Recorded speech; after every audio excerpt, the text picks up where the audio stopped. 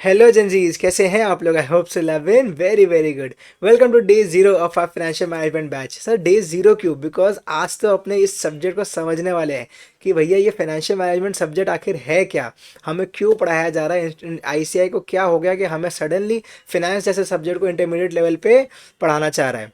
तो बहुत सारी बातें इस सब्जेक्ट को समझेंगे, हमारी इस क्लासेस को समझेंगे कि कैसे इसका फ्लो रहने वाला है, क्या क्या चीज़ें आपके लिए इंपॉर्टेंट है। तो वो सारी चीज़ों को मैं इस क्लास में आपको समझाते हुए चलूँगा।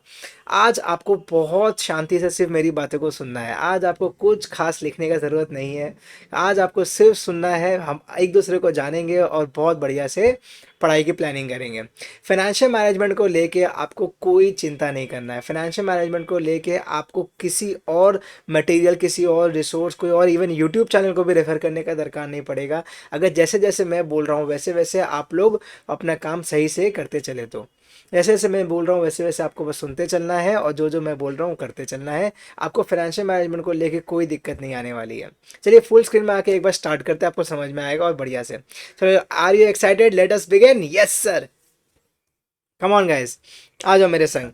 ओ my god sir, first day आपने सीधा बुक ही खोल दिया।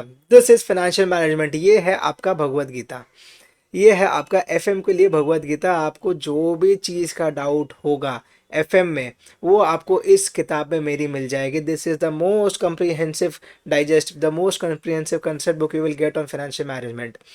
आपको यहाँ पे हर एक चीज़ पूरे मेरे हैंड रिटन नोट्स मिल जाएंगे। यहाँ पे हर एक कंसेप्ट को हर तरीके से समझाया गया है।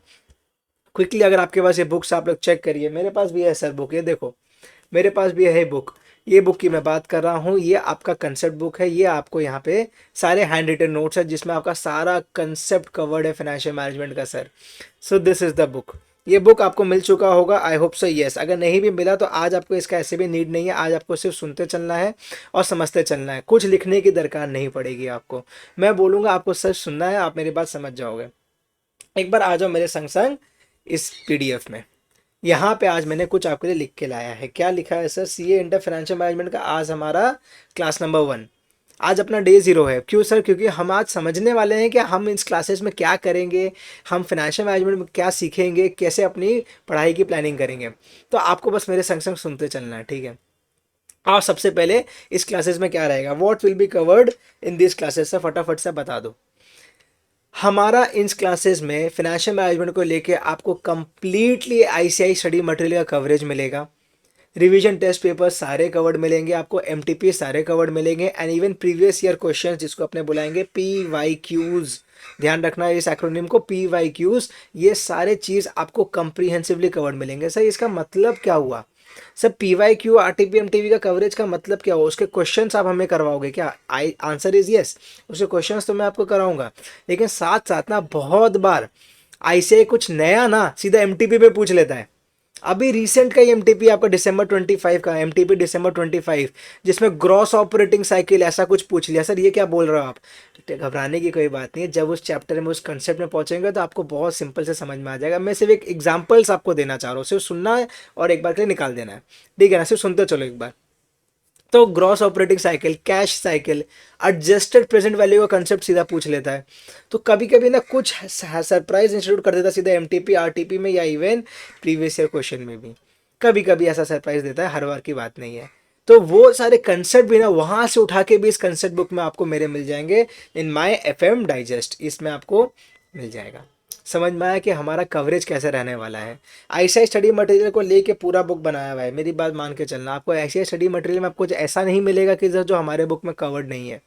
तो बहुत बढ़िया से डेली मैं आईसीआई स्टडी मटेरियल लेके बैठा हूँ और एक बुक को बनाया गया है। तो ऐसा नहीं है कि सर रैंडमली ये ओवरनाइट ये बुक बन गई, क्या नहीं। तो काफ़ी काफ़ी मंथ्स लगे हैं इस बुक को बनाने में। 6-6 महीना लगा इस बुक को बनाने में, तब जाके आज ये बुक रेडी हुआ है। समझ में आ रही है क्या बात? Yes sir. सर बुक्स हमें क्या क्या सर रेफर करना है? अब मेरी बात ध्यान से सुनो। Specially for financial management, even same चीज स्ट्रैटेजिक मैनेजमेंट के अपने स्ट्रैटेजिक मैनेजमेंट क्लासेस में बात करेंगे, बट अभी फाइनेंशियल मैनेजमेंट की मेरी बात सुन लो। आपको एक concept book which is what, which is your FM digest. Sir ये हमें लिखना है क्या? क्या करोगे लिख के? इसमें लिखने की कोई दरकार लग रही है क्या आपको? इसमें लिखने की कोई दरकार लग रही है? अगर किसी को लगता है कि हाँ सर ये हमें नोट करने का दरकार है तो please you can note, but I don't think so इसमें आपको कोई नोट करने का दरकार है। एक रजिस्टर मेंटेन करना आप लोग, अराउंड 400 पेज वाला रजिस्टर मेंटेन करना सर, उसमें हम ये सारे कम पूरा अपना सिलेबस को ख़त्म कर देंगे। सर पेजेस हमारे बच जाएंगे तो वहीं प्रैक्टिस कर लेना, आप खुद से क्वेश्चन भी तो सॉल्व करोगे एग्जाम के पहले। तो एक बुक बनाना, एक एक रजिस्टर मेंटेन करना, इसमें आपका काम हो जाएगा। ठीक है, क्या क्या बुक्स आपको रेफर करना है सर, मैं जो आपको बोल रहा था, एक कंसेप्ट बुक जिसका मैंने बात किया which is R FM digest, ये आपको रेफर करना है। सेकंड में आपको रेफर करना है sir one question bank. Sir एक क्वेश्चन बैंक भी आपको मिला होगा, आप अगर ध्यान से देखोगे ना आपको एक क्वेश्चन बैंक भी मिला होगा जिसका नाम मैंने बहुत शानदार दिया है, जिसका नाम मैंने दिया है एग्जेम्पशन बैंक। इसका नाम मैंने दिया है एग्जेम्पशन बैंक। सर ये नाम क्यों दिया सर आपने, एग्जेम्पशन बैंक नाम क्यों दिया? आप अपना एग्जेम्पशन बैंक खोल के देखो, उसमें मैंने लिखा भी है कि नाम क्यों दिया। वो एग्जेम्पशन बैंक इतना सही तरीके से मैंने बनाया है जो पढ़ने पे फ्लो आएगा उसका। जैसे आप कोई भी प्रैक्टिकल चैप्टर अपना ओपन करोगे एग्जामिनेशन बैंक के रैंडमली, तो चैप्टर के स्टार्टिंग में थ्योरी क्वेश्चंस आएंगे, सारे क्वेश्चंस के सोर्स आपको मेंशन मिल रहे हैं, सारे क्वेश्चन में जो इंपॉर्टेंट थ्योरी क्वेश्चन में इंपॉर्टेंट वर्ड्स होते हैं वो आपको बोल्ड मिल रहे हैं वहाँ पे। आंसर में आपको प्रोफेसर्स के, अगर मेरा कोई एक पेचीदा कोई क्वेश्चन है इंस्टीट्यूट का, या इंस्टीट्यूट ने कहीं गलती करके रखी है, तो उस क्वेश्चन आंसर के बाद मेरा एक प्रोफेसर्स नोट आपको मिलेगा। ये सारी चीज़ आपको कहीं और नहीं मिलता है, हमारे किसी क्वेश्चन बैंक में नहीं मिलता इन द मार्केट। तो ये आपको मिलेगा हमारे एग्जामिनेशन बैंक में, एंड दिस इज़ वाई अगर ये बुक अगर कोई क्वेश्चन बैंक सॉल्व कर लेता है तो बेर मिनिमम उसको FM में एग्जामिनेशन मिलेगा ही मिलेगा, FM में SM में एग्जामिनेशन मिल जाएगा। ये हमारा पावर है, ये हमारा कॉन्फिडेंस है मेरे बुक को लेके। समझ में आ रही है? तो this is my concept book and this is the question bank. Sir third में आपने ICAR स्टडी मटेरियल क्यों रेफर कराया है? ICAR स्टडी मटेरियल मैंने इसलिए लिखा है क्योंकि आप मेरी बात समझो, 2 थ्योरी चैप्टर आपके आएंगे, purely theory, chapter number 1, chapter number 2 जिसका नाम है scope and objectives of financial management, and second chapter is types of financing. ये डिटेल में वापस इसकी चर्चा करूंगा। सर आप अचानक से चैप्टर में घुस गए, नहीं अचानक से नहीं घुसे हैं, आपको इसकी चर्चा वापस डिटेल में कराया जाएगा, तो वहाँ पे मेरे संग संग सुन लेना वापस, जहाँ पे इंडेक्स, चैप्टर का वेटेज, सारा चीज़ आज अपने डिस्कस कर लेंगे। मतलब जो भी आपको पता होना चाहिए ना FM के बारे में, आपको डे 1 में मालूम पड़ जाएगा। अब ऑब्वियसली जो सब्जेक्ट मैटर है, जो अंदर के चैप्टर्स है, कंटेंट है, कंसेप्ट है, वो तो आप ओवर टाइम ग्रेजुअली सीखोगे, लेकिन आज जो डे 1 में आपको इंपॉर्टेंट चीज़ें पता होनी चाहिए ना, वो सारा आपको FM का आज पता चल जाएगा कि कितने चैप्टर है, क्या है थ्योरी है, क्या प्रैक्टिकल है, क्या वेटेज है, सब कुछ। तो मज़ा आएगा, आप सुनते चलो बस। तो बस मेरी बात सुन के रखो एक बार के लिए अभी, कि ICAR स्टडी मटेरियल में ना आपको मैं इसके पढ़ाऊंगा, तो आपको चाहो तो उसका PDF भी अलग से दे दूंगा, या आपको हमारे ऐप में भी मिल जाएगा। 4 थ्योरी को चैप्टर्स आपको बस ये ICAR स्टडी मटेरियल रेफर करना है, बिकॉज वो प्योरली थ्योरी है, कोई सेंस नहीं था उस सेम थ्योरी कंटेंट को उठा के मैं अपने बुक में डालता। तो इसीलिए मैंने बोला कि कोई दिक्कत नहीं, ICAR स्टडी मटेरियल तो अपने को इंक्लूडेड मिलता है, ऐसा नहीं बोलना चाहिए इट्स फ्री, अपने को हमारे इंस्टीट्यूट फीस में तो इंक्लूडेड ही है, तो आपको ICAR स्टडी मटेरियल मिलेगा ही, आप वहाँ से बस 2 चैप्टर का थ्योरी पढ़ लेना। उसका भी उपाय है, आप चाहो तो ना क्वेश्चन बैंक में चैप्टर नंबर 1, चैप्टर नंबर 3 का थ्योरी इंक्लूडेड रहे, आप वहाँ से भी उसको पढ़ सकते हो। अब वापस ये सारी चीज़ें बता दूंगा, अगर नहीं समझ में आया तो कोई बात नहीं, वापस आगे बढ़ते चलो बस। बस मेरी बातें सुनना, आज आपको कुछ नहीं करना है सर, मेरी बातें सुनना, आपको सारी बातें धीरे धीरे धीरे धीरे क्लियर हो जाएंगे। इंपॉर्टेंट पॉइंट्स आज अपने को कुछ और डिस्कस करना है, जब आपने स्टार्ट करने हैं उससे पहले कुछ इंपॉर्टेंट पॉइंट्स एक बार डिस्कस कर लो मेरे संग। क्या बोलना चाह रहा हूँ मैं आज, अपने ना इस क्लास में we will solve all questions in class. अपने पास 400 प्लस क्वेश्चंस हमारे एग्जामिनेशन बैंक में, अब से मैं उसको एग्जामिनेशन बैंक बुलाने का स्टार्ट कर रहा हूँ, ठीक है ना? तो आप समझ जाना एग्जामिनेशन बैंक यानी हमारा क्वेश्चन बैंक है। हमारे एग्जामिनेशन बैंक में 400 प्लस क्वेश्चंस मिलेंगे आपको, सोच के देखो, आपको इतना सारा क्वेश्चंस का प्रैक्टिस करने मिलेगा। And the wonderful part here is, आपको सारे क्वेश्चंस क्लास में कराए जाएंगे। आपको कोई क्वेश्चन के लिए नहीं सोचना कि ओ हो सर ने ये तो 20 क्वेश्चन इस चैप्टर का कराया नहीं, वो मुझे खुद से करना पड़ेगा, क्या पता वो मेरे एग्जाम में आ जाए। ऐसा कुछ नहीं होगा, सारे क्वेश्चंस आपको क्लास में कराया जाएगा। आपको क्या होमवर्क बहुत सारा मिलेगा क्या सर? नहीं, कोई आपको खास होमवर्क नहीं दिया जाएगा, आपको सिर्फ सारे क्वेश्चंस क्लास में कराए जाएंगे। अब आपका काम है उन क्वेश्चंस को मेरे संग संग लिखना, मैं खुद लिख लिख के कराऊंगा आपको, मैं खुद लिख लिख के आपको क्वेश्चन सॉल्व कराने वाला हूं सर। हमारा फोकस क्या है? मेरा फोकस आपको कंसेप्ट लिखवाने में नहीं है, मेरा फोकस आपको आंसर्स लिखवाने में, क्वेश्चन आंसर सॉल्व करवाने में रहेगा। मेरी बात को एक बार समझो। सर आपने हमें अपना बुक दे दिया, कंसेप्ट बुक, क्या आप लिखवाओगे नहीं? क्या क्या करोगे लिख के? मुझे बताओ क्या करोगे लिख के? अगर कंसेप्ट है, ये जो कंसेप्ट बुक है, ये जो कंसेप्ट लिखे हुए हैं, जो चीज़ लिखी हुई है, इसको सेम लिख के क्या करोगे आप? आपको ये सिर्फ इसको पढ़ने के लिए यूज़ करना है, जो आपको लिखने का प्रैक्टिस जहाँ चाहिए वो है क्वेश्चन आंसर्स। एग्जाम में तो क्वेश्चन आंसर्स आएंगे ना, तो वहाँ पे आप प्लीज़ वैसे अपने माइंड को प्रिपेयर रखिए कि हाँ सर आप हमें वहाँ पे पढ़ाओगे तो हम क्वेश्चन आंसर्स के लिए अपने आप को प्रैक्टिस ज़्यादा से ज़्यादा करेंगे। तो वो मेरा क्लास का फ्लो रहने वाला है कि मेरा फोकस रहेगा सर आपको क्वेश्चंस बेसिक से बेसिक करवाऊँ। सेकंड मेरी बात सुन लो कि आपको सर रिवीजन कहाँ से करना है। बहुत बच्चों का सर क्वेरी रहता है सर रिवीजन में समझ नहीं आता, इतना कंटेंट, इतना बड़ा कोर्स, इतना सिलेबस। सबसे पहली बात, आराम से रुक जाओ, आराम से रुक जाओ, सांस लो। अब मेरी बात सुनो, आपको इतना बड़ा सी इंटर का सब्जेक्ट, इतना बड़ा सिलेबस है, सब कुछ है ना, तो सबसे पहले उसको ब्रेक कर लो भाई, 6 पेपर में तोड़ दो। अब 6 पेपर में तोड़ लिया, अब एफ एम एस एम मान लो पेपर में आए, अब उसको भी 2 में तोड़ लो, सिर्फ एफ एम के पॉइंट ऑफ व्यू से। अब एक बार सोचो, एफ एम में मैंने आपको स्टार्टिंग ऑफ द वीडियो कहा था कि आपको एफ एम के लिए ना किसी भी और मटेरियल, किसी भी और इवन यूट्यूब चैनल को भी रेफर करने की ज़रूरत नहीं है। आपको कंप्लीट कम्प्रीहेंसिव डिटेल्ड रिवीजन दिया जाएगा ऑन यूट्यूब। आप वहाँ से उस यूट्यूब लेक्चर्स को प्लीज़ देखिएगा and then you will get the flow. जैसे आप चाहे कोई भी टीचर बोल दे, मैं आपको बताऊं, आपने जो क्लास में पढ़ा ना वो एग्जाम के टाइम पे 1 महीना पहले हो सकता है आपको याद ना आए। आप सडनली अपना कॉपी खोल के देखोगे और मेरे बुक खोल के देखोगे, आपको लगेगा कि ये क्या है, मैंने पढ़ा भी था क्या। आपको ऐसा लगेगा अच्छा ये मेरा बुक है क्या, ओ हाँ मेरा बुक है, अच्छा मैंने लिखा है ये सब। तो ऐसी वाली फीलिंग आएगी। तो उसके लिए मैं बताऊं आपको, जब आप हमारा यूट्यूब में रिवीजन लेक्चर्स देख लोगे ना, तब आपको सडनली सारी बातें रिकॉल होने लग जाएंगी। कितने स्टूडेंट्स का मेरे पास मैसेज आता है कि सर हमने आपका सिर्फ रिवीजन लेक्चर देख के हमारे हमारे एफएम में इतने मार्क्स आ गए। तो ये हमारा पावर है रिवीजन लेक्चर्स का भी। तो प्लीज़ आपका काम क्या है, आपका काम है पहले रिवीजन लेक्चर, रिवीजन के टाइम पे उसको देख लेने का, एंड देन कंसेप्ट बुक को खोला, फटाफट एक बार कंसेप्ट का ग्लांस कराया, खुद भी याद आ गया, रिवीजन भी देखा हुआ है, अब अपने आगे सीधा क्वेश्चन सॉल्व करने। तो वो उस समय का उसकी स्ट्रैटेजी अपने वापस आगे आपको फिर बताया जाएगा। आपको ना अपने क्लास के लेक्चर्स डेली रिवाइज करने हैं। आपको अपने क्लास के लेक्चर्स डेली रिवाइज करने हैं कि सर ऐसा नहीं हो कि हाँ मैं पढ़ाते चल रहा हूँ class 1 class 2 class 3, suddenly you will feel ना 10-15 क्लास बाद आपको लगेगा सर 2 चैप्टर आपने खत्म करा दिया। तो अपने को स्पीड मेंटेन भी करना है ना कि हाँ सर मैं आपको एकदम बेस से तैयार करूंगा। ऐसे मत सोचना कि सर आप कुछ चीज़ छोड़ दोगे, क्या नहीं, छोड़ा कुछ नहीं जाएगा। आपको सारा चीज़ें बेस से, मैं आपको खुद कह रहा हूँ कि मैं आपको सारे क्वेश्चंस कराऊंगा। यहाँ पे आप चाहो ना लिख लेना अपने कॉपी में कहीं पे, जब आप क्लासेस करो तो क्लास 01 करके अपने कॉपी के ऊपर लिख लिया करो। अगर कुछ भी आप नोट ले रहे हो, रनिंग नोट्स ले रहे हो, कुछ भी ले रहे हो, तो आपको कभी भी जब आप वापस कॉपी ओपन करते हो ना अपने नोट्स, तो आपको दिखेगा कि हाँ मेरा क्लास 1 में सर ने बताया था, तो क्लास 2 क्लास 3 ऐसे करके लिख लेना जब भी आप क्लास स्टार्ट करो। Also give a date, date दीजिएगा एंड क्लास को नंबरिंग दीजिएगा। एक और ब्यूटीफुल बात बताऊँ आपको, आप जब क्वेश्चन सॉल्व करो ना क्वेश्चन बैंक में, तो क्वेश्चन बैंक में भी जाके उस क्लास को लिख लेना। अगर आज मैं क्वेश्चन, आज तो नहीं कराऊंगा, लेकिन मान लो कल को कोई क्वेश्चन कराया जाएगा आपको, तो कल जो क्वेश्चन कराया जाएगा उस क्वेश्चन बैंक से, तो उस क्वेश्चन बैंक में भी जाके ना क्लास नंबर लिख लेना। तो आपका एक परफेक्ट टैली हो जाएगा। जब आप रिवीजन करने बैठोगे ना, तो क्वेश्चन बैंक में आपको दिखेगा कि हाँ ये क्लास नंबर इतना में है, तो वहाँ पे फटाफट नोट्स में आए और अपना उस क्लास में देख लिया कि सर ने कैसे उसको सॉल्व कराया था। ये सारी टिप्स रहती हैं, ये सारी चीज़ें से आप बेटर बनते हो एज अ स्टूडेंट। समझ में आ रही है बात। आपको क्लास के लेक्चर्स डेली रिवाइज करने हैं कि ऐसा नहीं हो जो मैंने आपको कहा कि सर सडनली 10-15 लेक्चर बीत गया, 2 चैप्टर खत्म हो गया, अब मुझे तीसरा चैप्टर जब मैं पहुंचा और बाई एनी चांस मैंने कुछ चैप्टर नंबर 1 से लिंक कराया उस बात को, आप हो गए ब्लैंक कि सर ये क्या हो रहा है, अब हमें तो कुछ समझ नहीं आ रहा। तो ये चीज़ नहीं होगा अगर आप रिवाइज करते चलोगे डेली।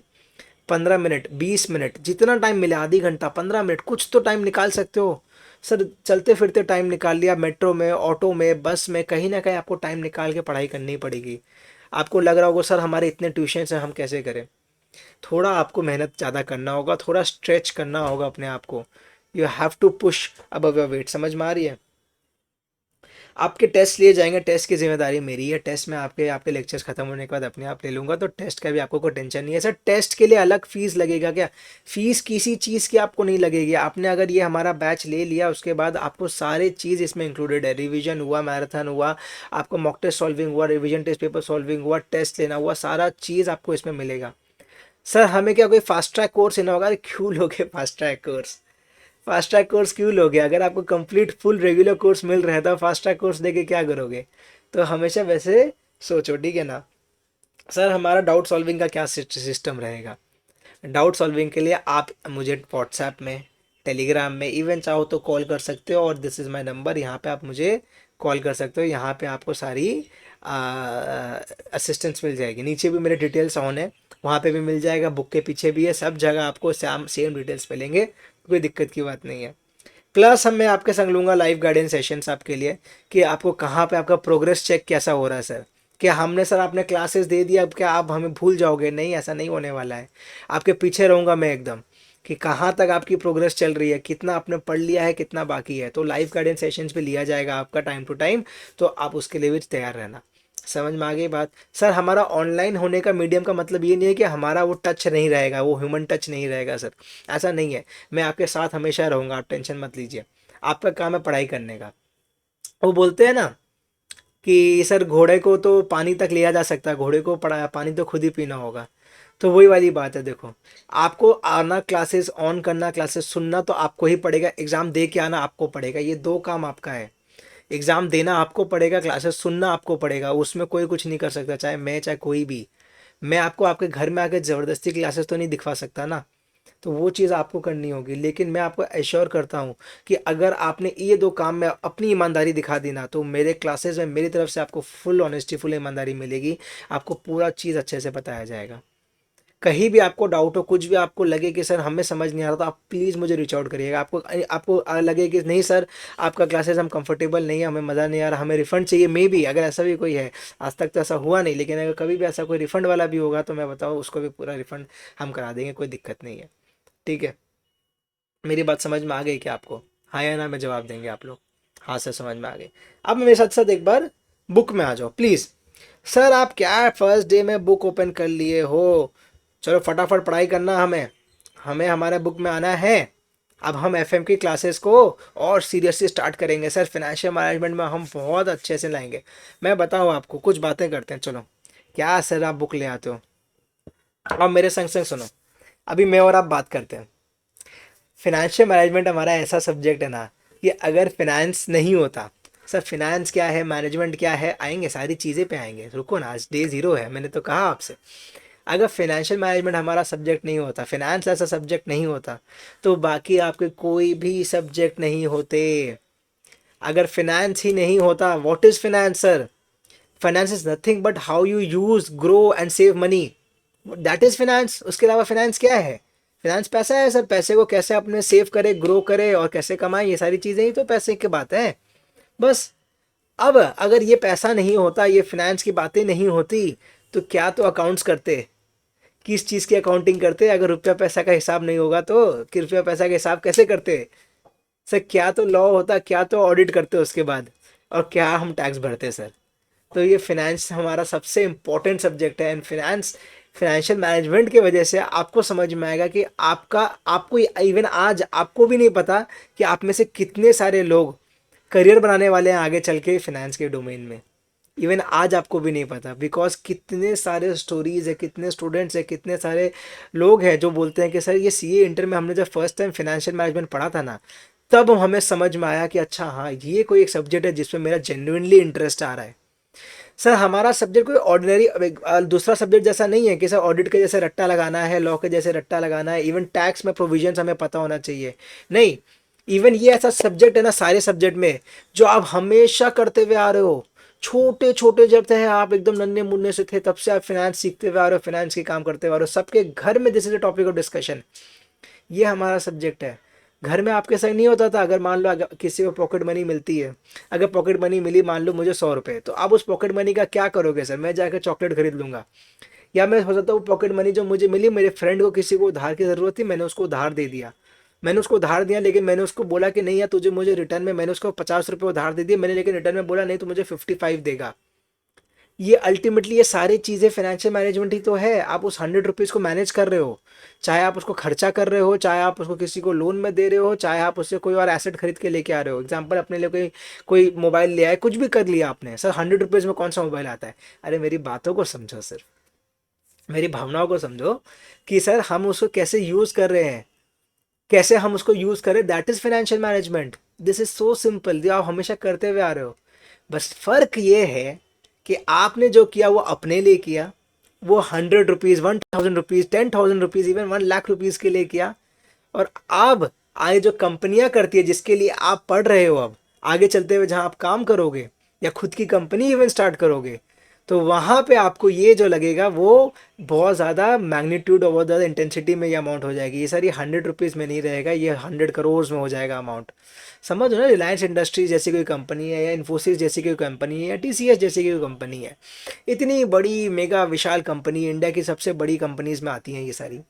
अब अगर ये कंपनी को किसी को अगर कोई अपना फाइनेंशियल डिसीजन लेना है तो वो कैसे लिया जाएगा, कौन लेगा? तो उसके लिए वहां पे एक फाइनेंशियल डिसीजन कैसे क्या लेना चाहिए, क्या होगा, वो पढ़ाई आप यहाँ करने वाले हो। This is the subject. ये ऐसा सब्जेक्ट है जो हर किसी को दरकार है, छोटी कंपनी से लेके एक स्टार्टअप से लेके रिलायंस इंडस्ट्रीज तक। इंडिया की सबसे बड़ी कंपनी है रिलायंस, आपको मालूम होना चाहिए by virtue of market capitalisation. तो वो कंपनी से लेके एक स्टार्टअप कंपनी तक सबको इसका दरकार है। एंड उसके लिए बहुत सुंदर सा एक ठो मैनेजमेंट रहता है जिसका हम नाम बोलते हैं CFO। सर ये CFO क्या हुआ? This is chief financial officer. ये जो CFO है, इसका काम है उस कंपनी के लिए फिनेंसिंग डिसीजन लेना कि क्या वो कंपनी 100 करोड़ का लोन ले, 100 करोड़ कहीं और इन्वेस्ट करे कि इन्वेस्ट ना करे, खुद के पास रख ले, डिविडेंड कितना रुपीस का दे। सोच रहे हो कितने सारे डिसीजंस होते हैं। तो ये सारा काम होता है हमारा उस CFO का। सर वो CFO ऑब्वियसली अपने अकेला डिसीजन नहीं होता, उसकी भी टीम होती है, बहुत सारे उसमें लेवल्स है। लेकिन आप एक कंसेप्ट को समझो, that is the role of a financial manager. समझ में आ रही है आपको हमारा सब्जेक्ट? कैसा लग रहा है अभी तक? This is the most practical subject across CA inter. जो 6 सब्जेक्ट में मिला के भी ना इतना प्रैक्टिकल और इतना मज़ेदार सब्जेक्ट आपको नहीं लगेगा। सबसे लाइट फील होगा अगर कोई सब्जेक्ट ना आपको, तो वो होगा फाइनेंशियल मैनेजमेंट। ट्रस्ट मी, अगर सबसे लाइट, मेरा वर्ड को मार्क करिएगा, सबसे लाइट अगर कोई सब्जेक्ट आपको फील होने वाला है ना, तो वो होगा फाइनेंशियल मैनेजमेंट। कि हाँ सर ये सब्जेक्ट हमें बहुत ज़्यादा अच्छा लगता है पढ़ने में, आपको इंटरेस्ट आएगा कि खुद से पढ़े, खुद से आप सम्स बना पाओगे। इवन मैं अगर कोई सम करा रहा हूँ ना, मेरी बात मार्क करके रखिएगा आप लोग, अगर आपने खुद से सम्स बनाना शुरू किया तो मेरे से पहले आप लोग वो सम सॉल्व कर लोगे, क्योंकि मैं तो धीरे धीरे पढ़ाऊंगा, क्वेश्चन समझाऊंगा। लेकिन कोई अगर फास्ट रहा, किसी ने ग्रास्प कर लिया जल्दी, तो वो ये इस चीज़ को कवर और बढ़िया से कर लेगा। समझ में आ रही है हमारा सब्जेक्ट फाइनेंशियल मैनेजमेंट, कैसे हमें पढ़ाई करनी चाहिए, क्या है नहीं है, सारी चीज़ें। कुछ कुछ और समझ में आया कि नहीं, प्लीज़ बताओ। प्लीज़ आप लोग बताइएगा कि सर हमें कुछ समझ में आ रहा है कि नहीं आ रहा है। कोई आपके फीडबैक हो तो ज़रूर देना आप लोग को, आपका कैसा एक्सपीरियंस रह रहा है। और बोलिए सर, और आपको क्या जानना है फाइनेंस के बारे में? सर फाइनेंस के बारे में पूरी की पूरी मैं आज बोलता चलूँ कभी ख़त्म नहीं होगा। इतना बड़ा हमारा सब्जेक्ट, इतना गहरा कुआं, इट्स ओशन ऑफ लर्निंग। समझ में आ रही है? चलो एक बार फटाफट बुक्स में आते हैं। अगर बुक से भी कुछ कुछ चीज़ों को आप एक बार मार्क कर लेना, मेरे संग संग चलते रहो। आज अपने कुछ पढ़ेंगे नहीं, आज अपना वार्म अप करने वाले हैं। सर क्या बोल रहे हो? सर एक बात बताओ, मैंने तो इतना देर मैं बोल रहा हूँ, सर आप ये सोच रहे होंगे कि मैंने क्या किया, मैं कौन हूँ। बाई एनी चांस अगर अभी भी कोई ये चीज़ सोच रहा है, तो मेरे बारे में जो है वो मेरे बुक में मेरी तारीफ दी हुई है, आप यहाँ से आराम से पढ़ लीजिएगा। अभी मैं खुद अपने मुंह से कुछ नहीं बोल रहा, अभी मैं फटाफट से आपको क्लासेस में लेके जाता हूँ। This is I hand written notes for 2026 and onwards exam. कोई दिक्कत नहीं है, आपके पास यही वाला मटेरियल है, मुझे मालूम है। मैंने प्यारा सा आपके लिए कुछ मैसेज लिखा है, वो आप लोग आराम से पढ़िएगा, ठीक है? चलो अभी आ जाओ। चैप्टर वाइज वेटेज के पहले ना एक बार मेरे एग्जाम पैटर्न में आ जाइए। हमारा एग्जाम पैटर्न क्या है एक बार समझ लो। CA इंटर में हम हैं। आप मेरी बात एक बार थोड़ा सीरियसली सुनना। अभी तक हम बात कर रहे थे, आप थोड़ा सा सीरियसली मेरी बातों को सुनिएगा। एग्जाम पैटर्न में हम क्या बोल रहे हैं? Exam pattern for paper number 6 which is FM and SM। This is the paper number 6 financial management and strategic management. हमारा पेपर नंबर 6 दो सब्जेक्ट में ब्रेक किया हुआ है। एक है FM जो 50 मार्क्स का रहने वाला है, एंड एक है SM जो अनदर 50 मार्क्स का रहने वाला है। तो 50 + 50 100 का ये आपका कॉम्बो बनता है। नो मोर इन, जैसा आपको मालूम है 30% of every paper is now MCQs। तो अब ये 100 में भी ना सर 30 मार्क्स MCQ है, और अब ये 30 मार्क्स जो MCQ है ना, वो भी ICAI ने 15 और 15 में स्प्लिट कर दिया। तो कोई भी भेदभाव नहीं किया, बोला कि हाँ नहीं बात तो सही है, दोनों अलग अलग सब्जेक्ट है, तो दोनों को ईमानदारी से अपना अपना, तो 50 का 30% एंड यहाँ पे 50 का 30% MCQs दे दिया। यहाँ तक बात क्लियर है? तो अगर सर ऑब्वियस है ना, 15 मार्क्स एक MCQ है, तो प्रैक्टिकल और हमारा रहेगा। यहाँ मैंने प्रैक्टिकल प्लस थ्योरी क्यों लिखा? बिकॉज इस पोर्शन में भी थ्योरी पूछता है, तो कोई दिक्कत नहीं है। प्रैक्टिकल प्लस थ्योरी मिला के हमारा 35 मार्क्स यहाँ रहने वाला है। स्ट्रैटेजिक मैनेजमेंट भी सेम 15 मार्क्स MCQ, और हमारा बाकी कंप्लीट थ्योरी है 35 मार्क्स का। Why complete theory sir? Because हमारा स्ट्रैटेजिक मैनेजमेंट एक थ्योरी पेपर है, ये भी बहुत ब्यूटीफुल पेपर है, लेकिन इसकी बातें आज नहीं करेंगे, जब ये पढ़ाएंगे आपको तब आप मेरी से इसके बारे में भी सुनिएगा। इतना बढ़िया सब्जेक्ट है एसएमबी हमारा, इतना बढ़िया थ्योरी है कि आपको लगेगा कि नहीं सर हम थ्योरी पढ़ रहे हैं। ऐसा थ्योरी हो तो पढ़ने में भी मजा आए, कि सर थ्योरी होके भी नहीं लगता थ्योरी है वो, कोई ऑडिट या लॉ जैसा थ्योरी नहीं रहने वाला है ये। इवन हमारा कोई टैक्स का प्रोविजन जैसे याद रखने का नहीं है, सब चीज़ आप कंसेप्चुअली और प्रैक्टिकल वर्ड में इतना ज़्यादा रिलेवेंट सब्जेक्ट है ना स्ट्रैटेजिक मैनेजमेंट, कि आप बोलोगे कि हाँ सर, इतने एग्जाम्पल्स आपको मैंने दिए इस सब्जेक्ट में। तो चलो वो बात की बात है। अभी यहाँ पे हम एफएम में फोकस करते हैं। आपका पेपर नंबर 6 का फ्लो मिल गया। एमसीक्यू में भी ना आपको कुछ थ्योरी क्वेश्चंस कभी कभार आईसीआई पूछ लेता है। थ्योरी कितना है क्या है, मैं एक बार चैप्टर वेटेज मांगूंगा ना, तब आपको यहाँ पे बताने वाला हूँ। अभी मेरी बात क्विकली सुनते चलो। जैसे होता है ना सिनेमा हॉल में आप मूवी देखने जाते हो, तो जैसे थोड़ा करके आपको दिखाया जाता है पार्ट्स, एंड लास्ट में क्लाइमैक्स में सब चीज़ को जोड़ दिया जाता है। कोई यार सस्पेंस थ्रिलर अगर देख रहे हो तो वैसा ही आप समझ लो हमारा सब्जेक्ट भी। आपको सिर्फ सुनते चलना है, लास्ट में सारी तारें जुड़ जाएंगी, सारे dots will be connected and you will feel यहाँ अब मेरे को कंप्लीट एक समझ में आ गया कि सर ने क्या बोला और सर क्या समझा रहे थे। ठीक है। प्रैक्टिकल प्लस थ्योरी हमारा 35 मार्क्स का है।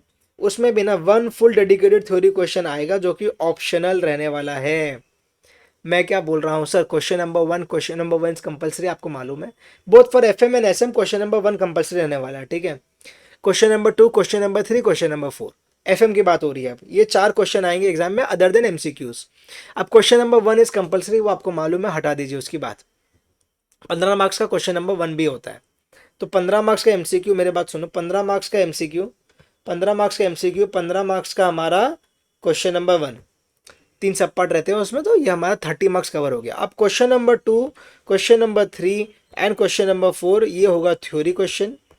ये आपका एफएम का फ्लो रहता है, ये आपका एफएम का फ्लो रहता है। कोई लिखना चाहे तो लिख सकता है, लेकिन इसमें कोई खास दरकार नहीं है, आपको विथ टाइम पता रह अपने आप पता हो जाएगा। ठीक है। तो ये हमारा 15 मार्क्स का एमसीक्यू, 15 मार्क्स का क्वेश्चन नंबर 1 और 10 मार्क्स का ये तीनों क्वेश्चन रहेगा। एंड इस तीनों में से आपको जैसे पता है 2 आपको चूज करना है, 2 आपको चूज करना है, और एग्जाम में ये 2 कोई 3 में से 2 क्वेश्चन आपको लिख के आने हैं। सर हम कौन से 2 चूज करेंगे, ऑब्वियसली वो रीडिंग टाइम में आपका डिसीजन रहता है। वो रीडिंग टाइम वाला चीज़ और सारी चीज़ें वो यूट्यूब में और आपको अलग से बताया जाएगा। तो over the period, over the course of this lectures भी आपको समझा दिया जाएगा, तो कोई घबराने की बात नहीं है। ठीक है ना। एंड इसमें जो क्वेश्चन नंबर 4 थ्योरी रहता है, ज़्यादातर बच्चे मेरी बात को सुन लीजिएगा, ज़्यादातर बच्चे इस थ्योरी को छोड़ते हैं एंड प्रैक्टिकल पे रिलाई करते हैं कि हाँ मैं फुल पेपर प्रैक्टिकल अटेम्प्ट करने वाला हूँ। This doesn't mean that you will ignore theory and will not study theory for your exams, that's a big no. Don't do that. Theory आपको पढ़ना है, थ्योरी आपको पढ़ के जाना है बिकॉज आपको नहीं पता कि उस 3 घंटे के बीच में कोई एक ऐसा कंसेप्ट आपका दिमाग में केमिकल लोचा हुआ, वो कंसेप्ट आप भूल गए, आपसे वो सब नहीं बन रहा, then theory will come as a safeguard. Theory आपको बचाएगा कि हाँ भाई कोई बात नहीं, मैं हूँ ना, मेरी तरफ देख, मुझे अटेम्प्ट कर, आपको मार्क्स मिल जाएंगे। थ्योरी में आपको ज़रूरी नहीं है ज़ीरो मिले, प्रैक्टिकल में गलत होगा तो ज़ीरो देगा वो आपको। तो ये चीज़ें आपको समझ के रखनी है मेरी, ठीक है ना। तो आपको पेपर का फ्लो समझ में आ गया। एफएम पोर्शन का 50 मार्क्स का क्या फ्लो रहेगा, 15 मार्क्स का एमसीक्यू, 15 नंबर का क्वेश्चन नंबर 1, क्वेश्चन नंबर 2, 3, 4 में से कोई 2 क्वेश्चन आपको करने, क्वेश्चन नंबर 4 कंप्लीटली थ्योरी रहता है, वही मैंने यहाँ पे लिखा है। 1 full dedicated theory question which is optional. Sir Q dot का मतलब क्वेश्चन, हाँ ठीक है। यहाँ तक बात क्लियर है क्या, यहाँ तक बात क्लियर है, हाँ या ना में जवाब देंगे। यहाँ तक अच्छा लग रहा है, कोई डाउट है क्या किसी को, कोई डाउट होगा तो पूछ लीजिएगा, आपको तो बताया पूछने का तरीका। ठीक है। अब मेरे संग संग आगे मेरी बात सुनिए, चैप्टर का वेटेज। फाइनेंशियल मैनेजमेंट हमारा जो सब्जेक्ट है, ये फाइनेंशियल मैनेजमेंट को आईसीआई ने बहुत अच्छे तरीके से 9 चैप्टर्स में ब्रेक कर दिया। क्या बोला मैंने सर, यहाँ पे देखो आप 1 से लेके 9 तक आप देखोगे तो 1 से लेके 9 तक 9 चैप्टर्स में ये सब्जेक्ट हमारा ब्रेक किया हुआ है। That means that you only have to study 9 chapters for this subject. Clear है यहाँ पे बात, यस। अब जो 9 चैप्टर्स है ना, उसमें chapter number 1 and chapter number 2 जिसका नाम ये है scope and objectives and types of financing, ये 2 चैप्टर कंप्लीटली थ्योरी चैप्टर्स है, जो आईसीआई मटेरियल से मैंने आपको पढ़ने के लिए वीडियो के स्टार्टिंग में कहा था। और ये इसका मैं आपको अलग से पीडीएफ भी दे दूंगा, आपको कोई दिक्कत की बात नहीं है, ठीक है। तो चैप्टर नंबर 1 और चैप्टर नंबर 2 आपका कंप्लीटली थ्योरी चैप्टर रहने वाला है, और ये दोनों चैप्टर को आपको आईसीआई के बुक से अलग से पढ़ना है। एंड ये वाला 2 चैप्टर से ही ना मोस्टली क्वेश्चन वो आपके क्वेश्चन नंबर 4 में पूछता है। ये 2 चैप्टर में से ना जो 10 मार्क्स का क्वेश्चन नंबर 4 आएगा ना थ्योरी वाला, उसमें मोस्टली अराउंड 8 मार्क्स आपको पूछेगा फ्रॉम दीज 2 चैप्टर्स। अब I am saying around 8 marks because ये सारे में भी ना आपको थ्योरी है, ये सारे में भी थोड़ा थोड़ा थोड़ा थोड़ा करके आईसीआई थ्योरी पूछ लेता है, और आपके बुक में दिया हुआ भी है। ओ माय गॉड सर, आप क्या करें। पहली बात तो ये, मेरी बात ध्यान से आप लोग सुनिए। आपका जो ये सारे जो बुक में ये सारे जो चैप्टर्स में थ्योरी है ना, वो मैंने ना आपके कवर कर लिया हमारे एफएम डाइजेस्ट में। आपके चैप्टर नंबर 3 से चैप्टर नंबर 9 के सारे थ्योरी जो आपके लिए रेलेवेंट रहने वाले हैं आपके एग्जाम्स के लिए, वो आपके एफएम डाइजेस्ट में कवर्ड है। उतना ही पढ़ के जाइए, मेरी बात पे भरोसा रखिए, मेरी बात को मानना, आप उतना ही पढ़ के जाना। सेकंड, क्वेश्चन बैंक में भी ना जो आज तक मई 2018 से लेके आपका दिसंबर 25 तक जितने क्वेश्चन आईसीआई पूछा है, अगर इन सारे चैप्टर्स में से प्रैक्टिकल या थ्योरी वो सारे उस क्वेश्चन बैंक में ऑलरेडी है, तो ये क्वेश्चन बैंक का ये फायदा आपको मिलेगा। इस क्वेश्चन बैंक से ना आप लोग आराम से उस थ्योरी पोर्शन में, अगर कोई थ्योरी का क्वेश्चन है आपको समझ में आएगा कि कौन से एमटीपी आरटीपी या पीवाईक्यू में पूछ रहा है, यहाँ से भी आप पढ़ सकते हो। ऑब्वियसली चैप्टर नंबर 1-2 में भी तो सेम चीज है ही, बट मोस्टली आपको मान के चलना है 8 मार्क्स का थ्योरी आपका आएगा यहाँ से। अब वेटेज का देख लो, जैसे कि मैंने आपसे कहा 5% का वेटेज है, यहाँ पे 5 से 10% का वेटेज है। सर ये weightage 5% out of how much, out of 50 marks. चाहो तो भाई लिख लेना आप लोग, यहाँ पे चाहो तो लिख लो फॉर 50 मार्क्स।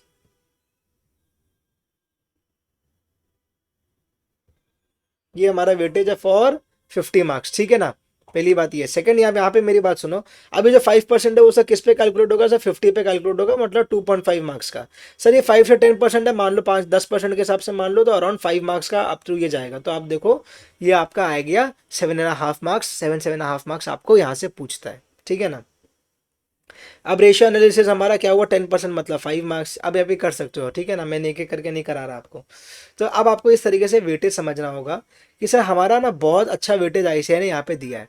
अगर आप ध्यान से देखोगे तो 2 जगह पे आपको वेटेज ज़्यादा दिखेगा। एक दिखेगा कैपिटल बजटिंग में जो 10 से 15, जनरली 15 ही मान के चलिए इसको, 10 भी नहीं, इसको 15 ही मान के चलिए। बहुत कभी होता है कि आईसीआई इसको 10% में सल्टा दे। और सेकंड आपको बड़ा वेटेज दिख रहा है sir management of working capital बोल के एक चैप्टर में। ये 2 चैप्टर आपका सबसे बड़ा सबसे लेंदी चैप्टर रहने वाला है। Management of working capital chapter number 9 and chapter number 7। Why sir? Because ये दोनों चैप्टर में बहुत कंटेंट है, बहुत कंटेंट है, बहुत सारे नए नए अच्छे अच्छे कंसेप्ट आप सीखोगे, इसीलिए ये 2 चैप्टर में वेटेज बहुत ज़्यादा है, पहली बात। सेकंड, आप यहाँ पे देखो जो management of working capital chapter है ना, अगर मैं आपको उस चैप्टर में लेके जाऊँ, तो आपको समझ में आएगा कि उस चैप्टर में ना ऐसे 6 यूनिट में उस चैप्टर को ब्रेक किया है। 6 unit management of working capital chapter number 9 management of working capital को ना आईसीआई ने 6 यूनिट में ब्रेक किया है। 10 मार्क्स का वेटेज है, मतलब 50 में 10 मार्क्स का वेटेज हो गया 20% का वेटेज। मैंने हर चैप्टर के नीचे भी वेटेज आपके लिए लिख दिया है। अब ये देखो 6 यूनिट में इस चैप्टर को ब्रेक किया। क्या क्या यूनिट है? ये सारे यूनिट्स है। क्वेश्चन बैंक जो आपके पास है ना, उस क्वेश्चन बैंक में भी मैंने इसको यूनिट्स में ब्रेक कर दिया है। आपको मिक्स मैच नहीं किया हुआ है कि चैप्टर नंबर 9 बना दिया सर ने, सारे क्वेश्चन वहां डाल दिए, नहीं। क्रोनोलॉजिकली यूनिट नंबर 1 से लेकर यूनिट नंबर 6 तक वो क्वेश्चन बैंक बनाया हुआ है बहुत बढ़िया तरीके से, ताकि आपको समझ में आए पढ़ते समय। अब इसमें मेरी बात फटाफट से सुनो। Introduction to working capital important exams के लिए, वर्किंग कैपिटल जब पढ़ाएंगे तो इसको वापस बताएंगे। कैश मैनेजमेंट का इंपॉर्टेंस बता दिया। इन्वेंट्री मैनेजमेंट आपका मटेरियल कॉस्टिंग में कवर्ड है। ये बहुत बुक्स में, अगर आप बोलोगे कि सर किसी टीचर के बुक में किसी और के बुक में 15-15 चैप्टर है, उसका रीजन ये है कि उन्होंने इन चैप्टर्स को भी ब्रेक कर दिया होगा। आईसीआई के हिसाब से आपके 9 चैप्टर्स ये है, जो चैप्टर नंबर 9 है उसके 6 यूनिट है। तो अगर कोई इस यूनिट्स को ब्रेक करके नया चैप्टर बनाता है तो obviously number of chapters will increase. But आपको मानना है कि आपके 9 चैप्टर्स है, दैट इज पक्का बात, ठीक है। इन्वेंट्री मैनेजमेंट एक यूनिट है जो आपका मटेरियल कॉस्टिंग, जो कॉस्टिंग में है आपका, वहां कवर्ड है। वहां पे पूछता नहीं है, इसमें हमारा कभी नहीं पूछता है। एक बार पूछा है, वो मैं बता दूंगा बाद में। रिसीवेबल्स मैनेजमेंट आपका इंपॉर्टेंट है। पेबल्स मैनेजमेंट में से 2-3 क्वेश्चन है आपके, कोई खास नहीं है ये। और फाइनेंसिंग मैनेजमेंट बोल के भी एक आपका यूनिट है जिसमें सिर्फ थ्योरी है, 2 से 3 थ्योरी क्वेश्चन है, वो भी आपको कभी कभी पूछ लेता है। ठीक है, तो ये आपका हो गया, इसमें भी टाइम नहीं लगाएंगे। आपको सुना, आपको समझा तो वेरी गुड, नहीं भी समझा तो भी वेरी गुड। ओके सर, हम जब इस चैप्टर में आएंगे तब वापस आपको सारी बातें ज़रूर बताएंगे, ठीक है ना। तो मैनेजमेंट ऑफ वर्किंग कैपिटल का आपको फ्लो समझ में आ गया, आपको कैपिटल बजटिंग समझ में आ गया कि उसमें बहुत लेंदी है, हमारे बहुत कॉन्सेप्ट्स है। बाकी सारा चैप्टर का ना वेटेज ऑलमोस्ट बराबर सही है, 5 नंबर 5 नंबर से लेके 10 नंबर तक का वेटेज में ब्रेक किया हुआ है। डन है, वेटेज समझ में आ गया, चैप्टर न कितने समझ में आ गए, एग्जाम का पैटर्न कैसा वो समझ में आ गया। अब क्या करें सर, अब आएंगे हम अपने नेक्स्ट पेज में। मैंने आपके लिए बहुत बढ़िया तरीके से यहाँ कुछ लिखा है, important mathematics calculation tricks on calculator. Mathematical calculation tricks on calculator, ये आपको यहाँ पे कुछ मैंने यहाँ पे लिख के रखी है। आपको कुछ अभी तुरंत समझ में आ जाएगा, कुछ आपको जब वो चैप्टर वो रेलेवेंट पोर्शन आएगा ना तब समझ में आएगा, ठीक है। यहाँ पे क्या है सर, अगर आपको ये भी समझना फटाफट से मेरे संग, मैथमेटिकल कैलकुलेशन में ट्रिक्स है ना, ये भी आप लोग सुनते चलिए, क्योंकि हमारे को हमारा कैलकुलेटर सबसे बड़ा फ्रेंड रहने वाला है हमारे इस चैप्टर में। सर हमारा ये कैलकुलेटर हमारा सबसे बड़ा फ्रेंड है, ओनली फ्रेंड जो आपके साथ एग्जाम में रहेगा, दैट इज योर कैलकुलेटर। उसके संग दोस्ती करके रखिए। सर हमें कैलकुलेटर कौन सा लेना है सर, ये आप कैशियो वाला कैलकुलेटर ये जो आता है ये आप ले सकते हो। उसका मॉडल नंबर अगर जानना है किसी को तो लिखना है तो लिख लो, MJ12D। MJ12D ये मॉडल नंबर का कैलकुलेटर है, ये सीरीज़ का।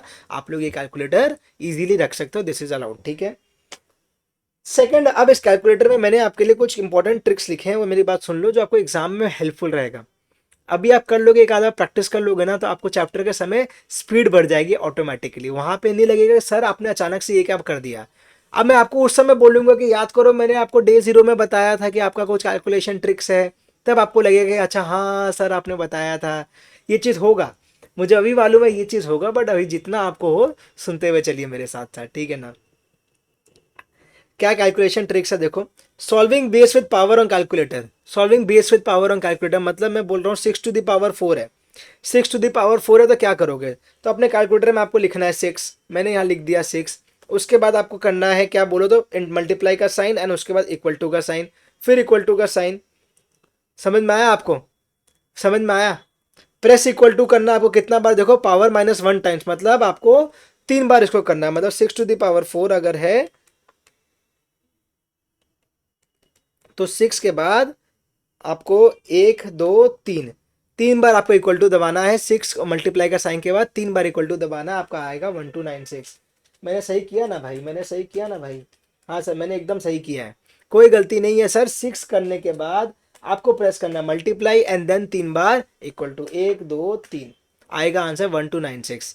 This is how you solve a base with a power. मतलब कभी कभी क्वेश्चंस में आपको मिलेगा कि 5 टू द पावर 9, तो 5 टू द पावर 9 कैसे करोगे। अभी तक हो सकता है आपने कैलकुलेटर उस एडवांस लेवल पे चलाना नहीं सीखा हो, then that is very normal.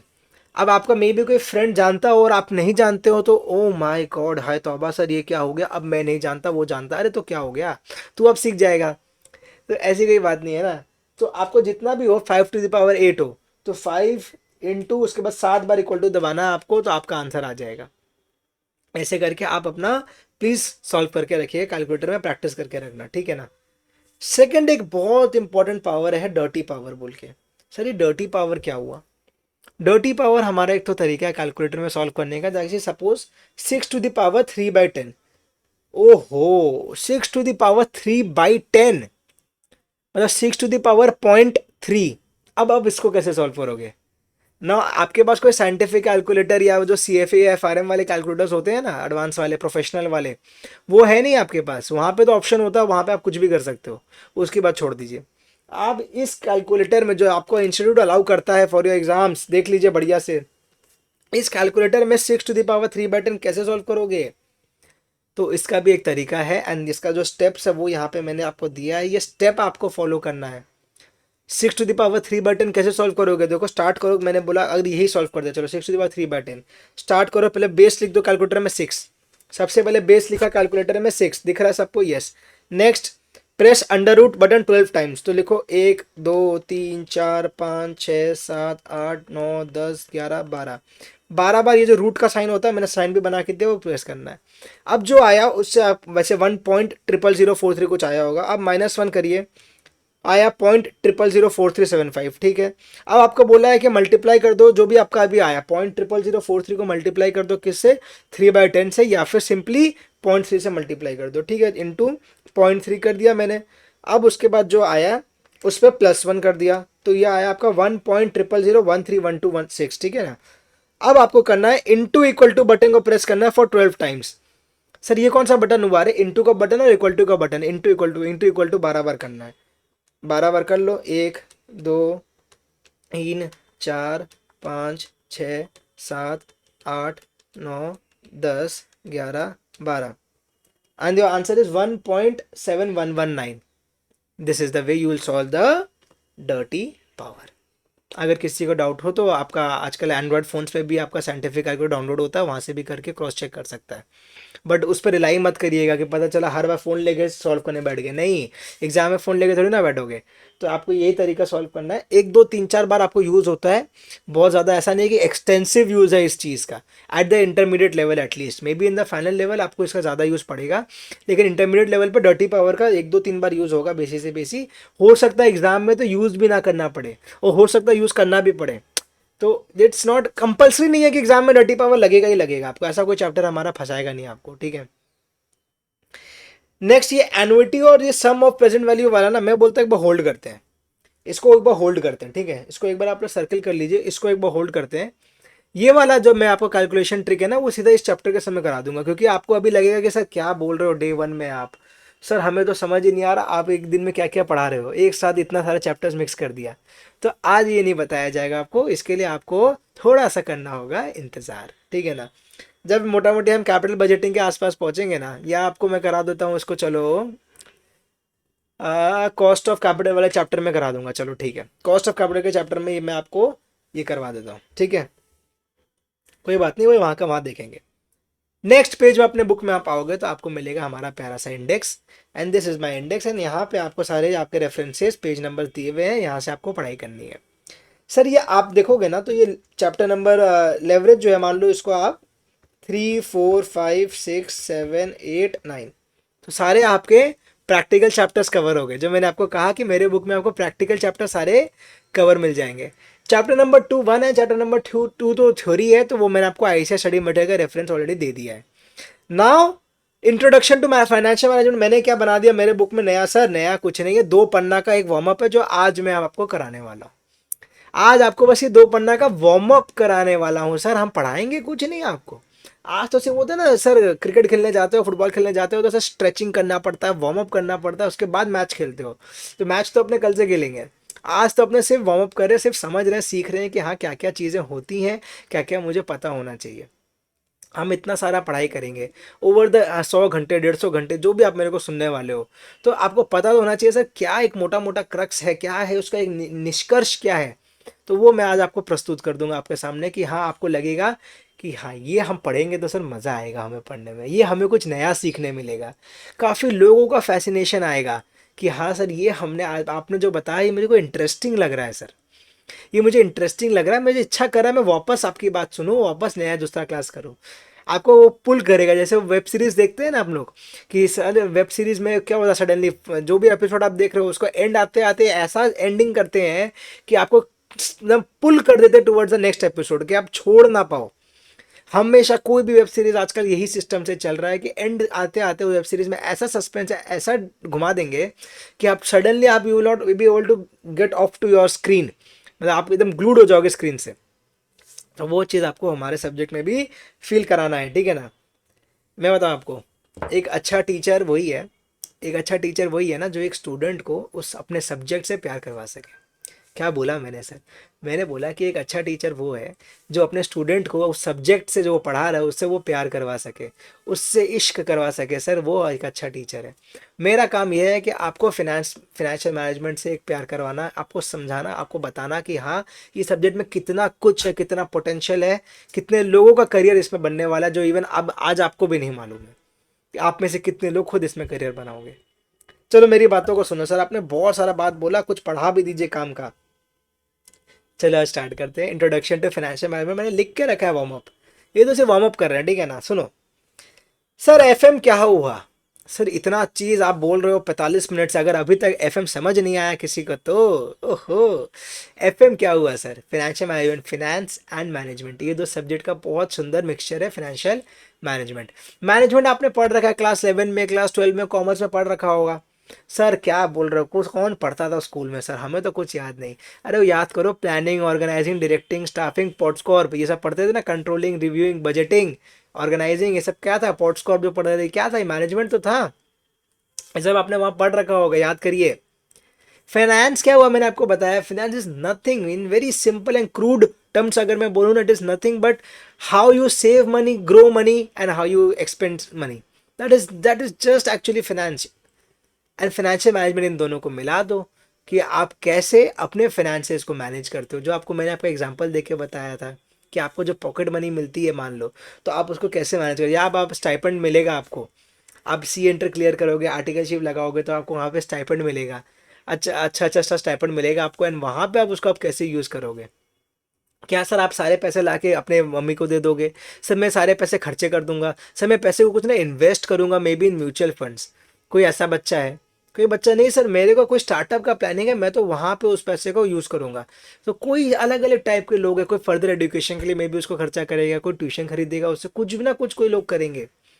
तो that is how you manage your own finances. तो ये है हमारा फाइनेंशियल मैनेजमेंट। उसको अपने प्यार से कैसे क्वाइन कर सकते हैं, सुनो। Financial management is a managerial activity which deals with planning and controlling of the firms financial resources.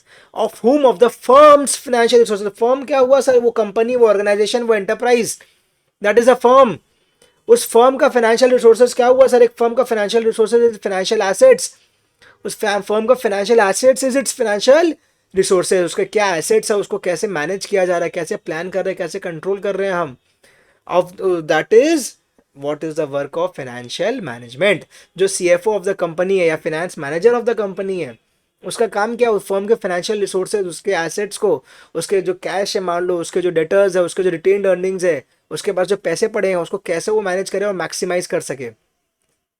That is what financial management teaches us. देखो मैं क्या बोल रहा हूँ, मैंने बॉक्स में क्या दिया आपको कि ये जो सब्जेक्ट है ना, इसमें आपको कैसे सोचना है, आपका पर्सपेक्टिव, आपका माइंड कैसे चलना चाहिए in each and every question which you solve is like you are a finance manager of a company and accordingly analyse before taking decision.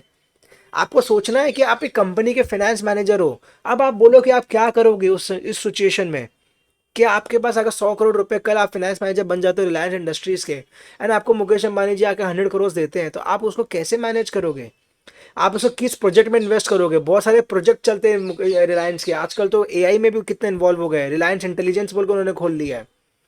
तो अब जियो है, अब आप बोलोगे जियो का टेलीकॉम टेलीकॉम का मेरे को क्या नया कुछ खर्चा करना है सर, मैं उसमें खर्चा करूं या मैं एआई में खर्चा करूं? अब आप कैसे कौन सा प्रोजेक्ट को चूज करोगे? तो क्या आंसर है उसका, वो अपने इस चैप्टर में, इस सब्जेक्ट में सीखेंगे। सारी बातें को आज नहीं बताऊंगा, कुछ कुछ बातों को छुपा के रखूंगा आपके लिए, ताकि आपको भी अगले लेक्चर तक मैं ड्रैग कर सकूं।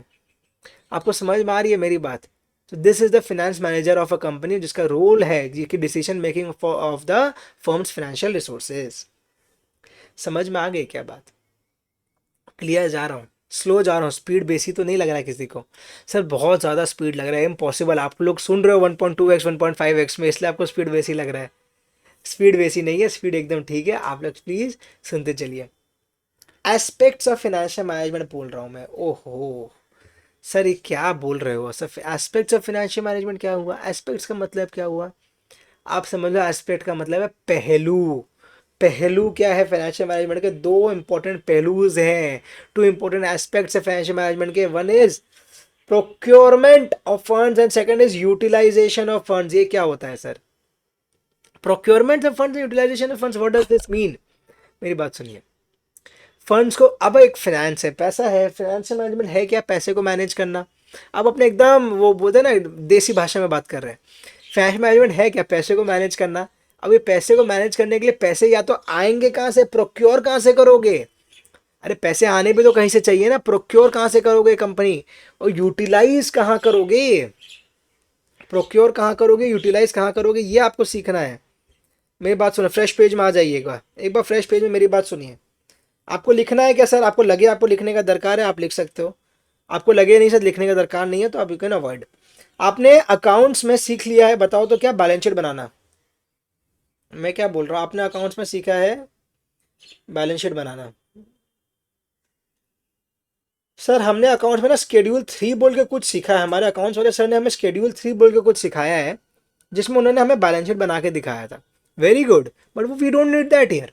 अपने को शेड्यूल 3 में जाना ही नहीं है, अपने को समझना है कंसेप्ट। वो तो रिपोर्टिंग है ना, जैसे सीए फाइनल में ना आप अकाउंट्स को, सीए फाइनल में आप अकाउंट्स को पता क्या बोलते हो, मालूम है किसी को, बताओ तो। आप सीए फाइनल में अकाउंट्स को क्या बोलते हो? आप सीए फाइनल में अकाउंट्स को बोलते हो फाइनेंशियल रिपोर्टिंग। सीए फाइनल में आप अकाउंट्स को बोलते हो financial reporting. That is reporting is way more important then accounting, सोच के देखो आप। तो वो आप सीए फाइनल में उसको बुलाते हो। तो यहाँ पे अपने को अकाउंटिंग नहीं सीखना या रिपोर्टिंग नहीं सीखना, अपने को कंसेप्ट सीखना है, ठीक है। लायबिलिटी में क्या लिखते हो बताओ, इक्विटी लिखूँ मैं इक्विटी लिख सकता हूँ, मैं रिजर्व एंड सरप्लस लिख सकता हूँ, मैं इक्विटी में रिजर्व एंड सरप्लस ये सब लिख सकता हूँ, हाँ या ना में जवाब दो ना। मैं लोन लिख सकता हूँ, बोरिंग, मैं बोरिंग्स लिख सकता हूँ, हाँ सर लिख सकते हो। एसेट्स में मैं लिख सकता हूँ फिक्स्ड एसेट्स, फिक्स्ड एसेट्स लिख सकता हूँ, हाँ सर लिख सकते हो। या मैं कोई करंट एसेट्स लिख सकता हूँ, that is ultimately fixed assets and current assets it's nothing but my total assets. अब मेरी बात सुनिए, इक्विटी से आप पैसे लाते हो, लाइबिलिटी में लिखते हो इक्विटी, रिजर्व्स रहता है आपके पास, बोरिंग करते हो आप, पैसे लेके आते हो, क्यों लेके आते हो ये पैसे, लाइबिलिटी को क्यों बढ़ा रहे हो? To fund the fixed assets and the current assets. What did I say, कौन सा वर्ड मैंने यूज किया, to fund the fixed assets and current assets. इसलिए आप ये लाइबिलिटी लेके आते हो ताकि आप एसेट बना सको उससे। Am I clear? अब मैंने वापस बोला, मैं बोल रहा हूँ मैं बोरिंग लेके आया, मैंने बोरिंग लेके उसको यूज़ कहाँ करूँगा, मैं फिक्स एसेट्स बनाऊंगा या उससे करंट एसेट्स बनाऊंगा। मैंने यूज़ किया वर्ड बोरिंग में लेके आऊँगा, इक्विटी में लेके आऊँगा, मैं इसका मतलब मैं प्रोक्योर करूँगा, this is my procurement of funds. अभी जो मैं बॉक्स बनाया this is my procurement of funds.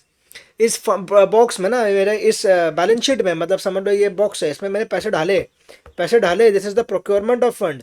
और ये पैसे मैंने अब निकाल दिए, इन दोनों चीज़ों में खर्चा कर दिया, fix assets and current assets में। तो this is utilisation of funds. समझ में आ गई क्या वर्ड का मतलब? कोई चाहता तो लिख सकता था, ऐसे कोई रफ में मैंने लिखा था, ठीक है ना। मैंने दो वर्ड यूज किया यहाँ पे, procurement of funds and second is utilisation of funds. तो ये दोनों वर्ड आपको समझ के रखना है। प्रोक्योरमेंट ऑफ फंड्स क्या क्या हुआ सर, जैसे मैंने अभी आपको लिखा, आपको समझ में आ चाहा, इक्विटी हुआ, रिजर्व्स हुआ, बोरोइंग्स हुआ, ये सब हमारा क्या होता है sir, procurement of funds. Reserve तो कंपनी के पास ऑलरेडी रहता है, रिटेन्ड अर्निंग्स जिसको अपने बोलते हैं, तो that is not actually you will have to bring in, तो वो आप ऑलरेडी आपके पास है, ठीक है, उसको आप यूज कर सकते हो, that is an another thing. तो आप प्रोक्योर कैसे करोगे सर, इक्विटी से करोगे। इक्विटी हमने बहुत बचपन से सीख रखा है, क्लास 11 में जब फर्स्ट टाइम हमने अकाउंट्स पढ़ा था ना, तब हमने इक्विटी वर्ड सीख लिया था उसी समय, कि हाँ सर जो कैपिटल अपने इंट्रोड्यूस करते हैं ना, जो कैपिटल अपने इंट्रोड्यूस करते हैं, दैट इज अल्टीमेटली इक्विटी। समझ में आ गई क्या बात? Assets is equals to what, liabilities plus equity, हमने पढ़ रखा है क्लास 11 में ही। तो वो जो कैपिटल हम इंट्रोड्यूस करते हैं that is called as equity of a company. Shark Tank सबने देखा है, शार्क टैंक हम बहुत अच्छे से एक एक चीज़ और डिटेल में चर्चा करेंगे, आपका बेस इतना स्ट्रॉन्ग बना दूंगा ना, आपको लगेगा कि हाँ सर अब पढ़ने में मज़ा आ रहा है। शार्क टैंक हम सबने सीख रखा है, हम सबने पढ़ रखा है, हम सबने देख रखा है, सॉरी। तो शार्क टैंक में आपने क्या देखा कि लोग बोलते हैं कि ये इक्विटी के पीछे मारा मारी है, ये 2% इक्विटी, 3% इक्विटी, क्या है सर ये? इक्विटी मतलब हुआ ओनरशिप का हिस्सा, चाहो तो लिख सकते हो ओनरशिप हिस्सा, ओनरशिप हिस्सा, दिस इज इक्विटी। कंपनी है 100% का, कंपनी है ना, 100% बना के कंपनी है, अगर दो पार्टनर है मान लो 50-50 का, तो 50% कंपनी मेरा, 50% कंपनी तेरा, बोलते हैं ना, तो वो 50% क्या मेरे पास इक्विटी है। तो अब मैं बोल रहा हूँ कि मैं किसी इन्वेस्टर के पास जाके पैसे रेस कर रहा हूँ, मैं शार्क टैंक में आया, तो वो मेरे से क्या मांग रहा है, मुझे 5% इक्विटी चाहिए, 10% इक्विटी चाहिए, मतलब उसको कंपनी में मालिकाना हक चाहिए 10% का, 5% का। This is what is equity. Sir ये स्टॉक मार्केट बोल के कोई चीज़ होती है, सुना होगा ना आपने, share market. Sir share market में है सर 5,000 कंपनी लिस्टेड है, क्या है ये सर? ये जो शेयर मार्केट है ना, देखो पहली बात, हमारा सब्जेक्ट ऐसा नहीं है कि शेयर मार्केट को लेके मैं आपको पढ़ाने स्टार्ट कर दूं, प्लीज़ ये बात क्लियर रखिएगा। लेकिन आपको जहाँ जहाँ नीड होगा ना, वहाँ शेयर मार्केट का रेफरेंसिंग और इवन आपको प्रैक्टिकल भी कुछ कुछ दिखाएंगे, ताकि आपको मज़ा आ जाए, कि आपको फील हो कि हाँ सर आप जो पढ़ा रहे हो और ये जो है ये तो बराबर है, एग्जैक्टली वही चीज़ है जो रियल वर्ल्ड में हो रहा है।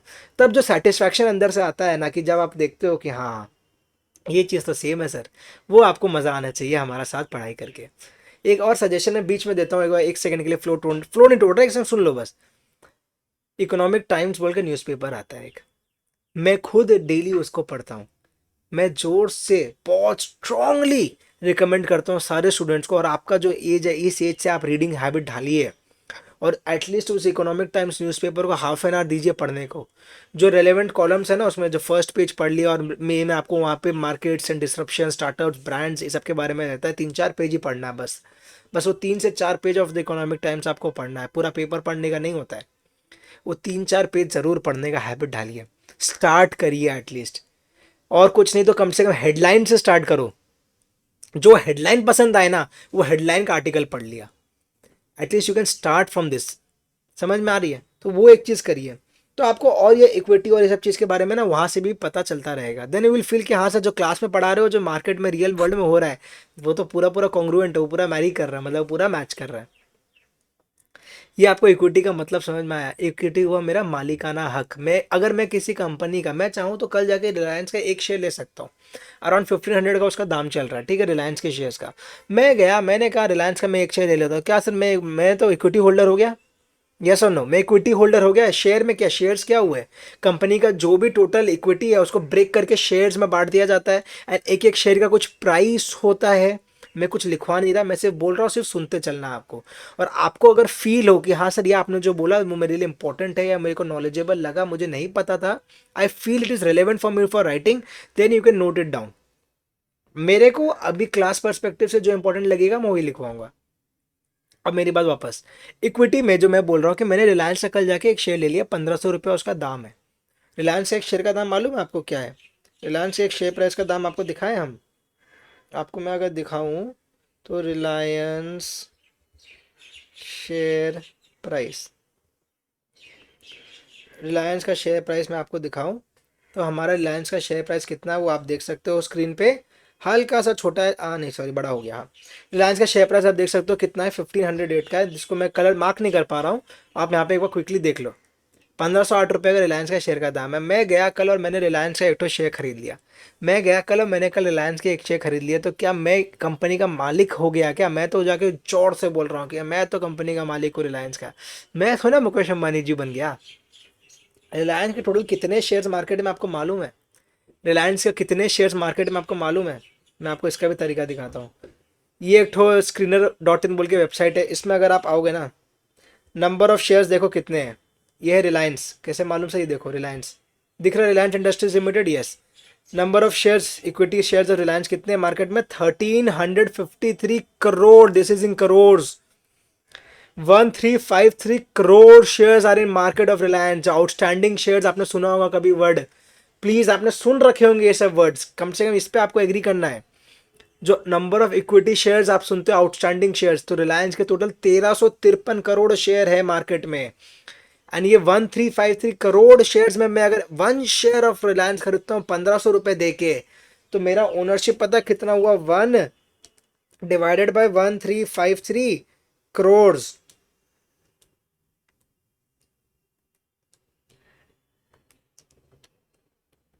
1/1353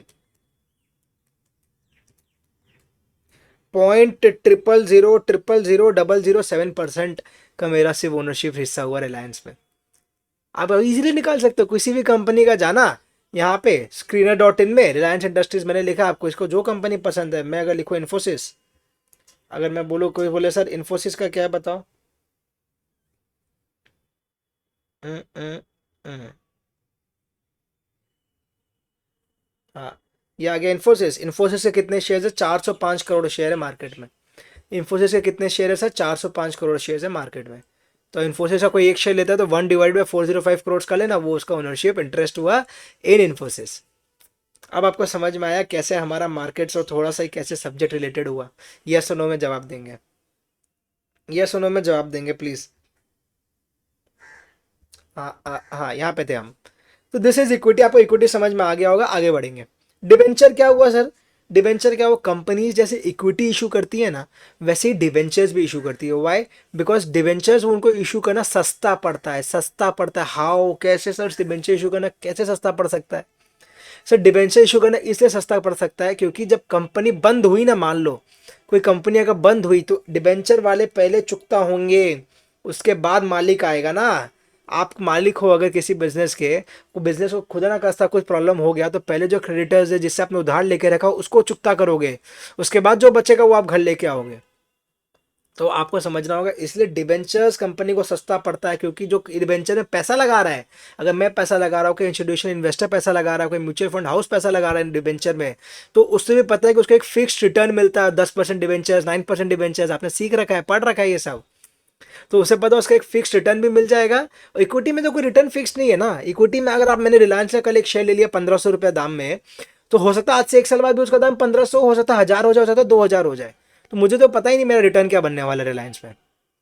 लेकिन अगर मैंने डिबेंचर ले लिया होता तो मुझे पता कि 8% का रिटर्न देगा, 7% का रिटर्न देगा वो मुझे। तो this is the difference between equity and debenture. Treatment वैसे देखा जाए अकाउंटिंग पर्सपेक्टिव से सेम रहता है, दोनों। डिबेंचर इशू करता है, इक्विटी इशू करता है कंपनी। डिबेंचर भी लोग अप्लाई करते हैं, किसी को अलॉट होता है, किसी को नहीं होता, जैसे इक्विटी में एक आईपीओ में कंपनियां करती हैं, ठीक है ना। फंडिंग फ्रॉम बैंक्स, बहुत सारे तरीके से बैंक भी फंड करता है कंपनीज को। कैसे? हम सीख के रहे सब प्रोक्योरमेंट ऑफ फंड्स का तरीका सीख रहे हैं कि कौन कौन सा वेज है टू प्रोक्योर फंड्स। पहले पैसे तो हाथ में है, प्रोक्योरमेंट तो मैं ढंग से कर लूँ, that is also financial decision. That is a financial decision कि how to I procure funds. Am I right guys? Yes, tell me yes.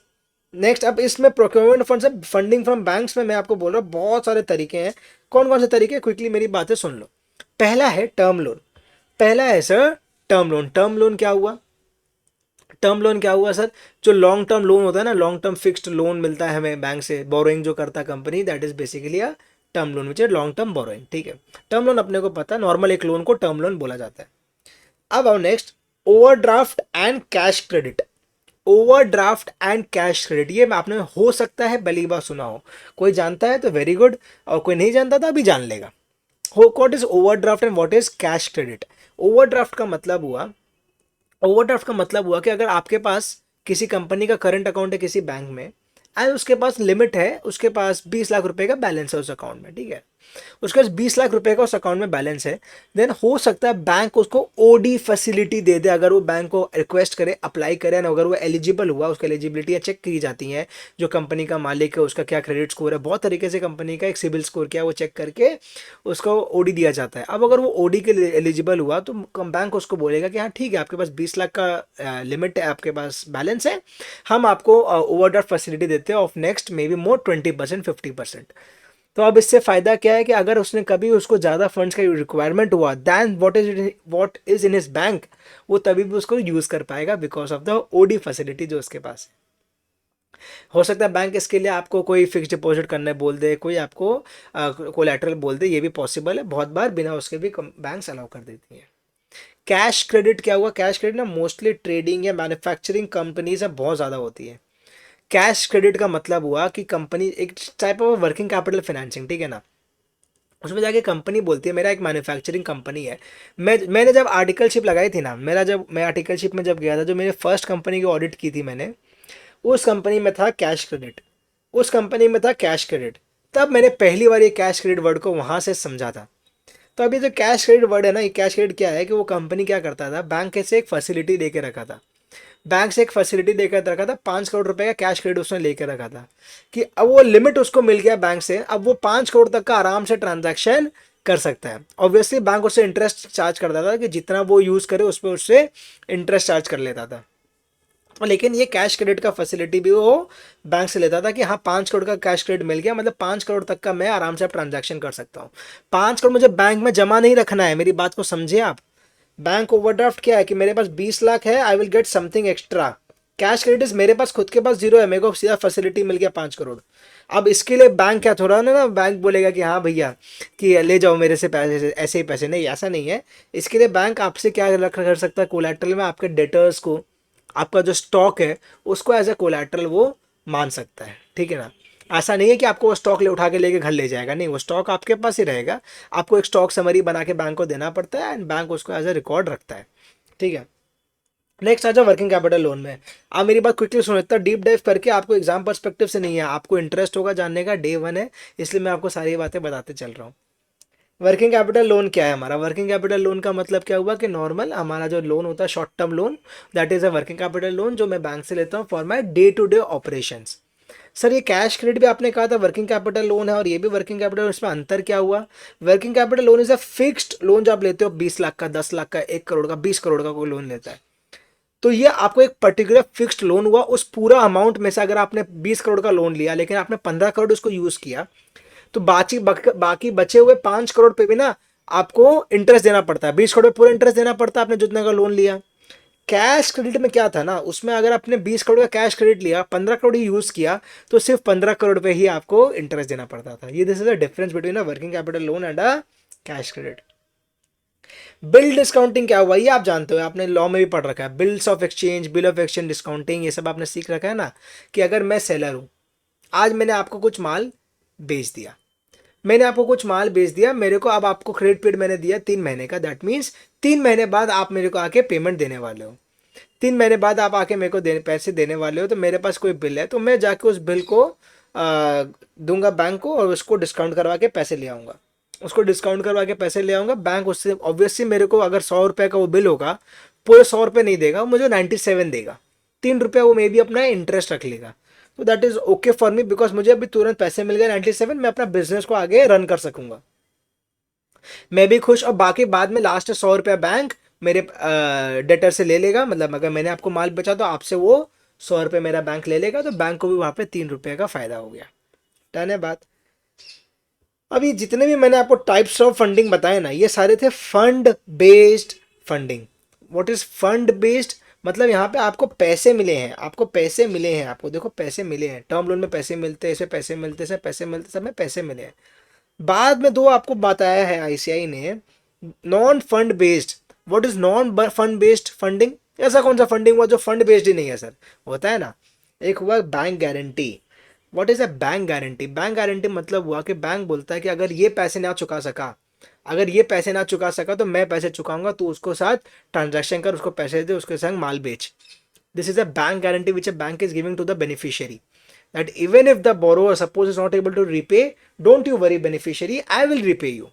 This is the bank guarantee जो बैंक देता है to a beneficiary, to a third party। ठीक है, तो इसमें कोई आपका फंड बेस्ड नहीं हुआ ना, मेरा तो फायदा हो गया, बैंक ने मेरे बदले गारंटी दे दिया, मेरा तो फंड नहीं उठाया मैंने बैंक से कोई। आपने समझा क्यों मैं इसको बोलते non fund based? Next is letter of credit. What is letter of credit guys? Letter of credit क्या, वो मोस्टली ना ये आपका इंपोर्ट एक्सपोर्ट में काम आता है। लेटर ऑफ क्रेडिट, क्या बोलता है?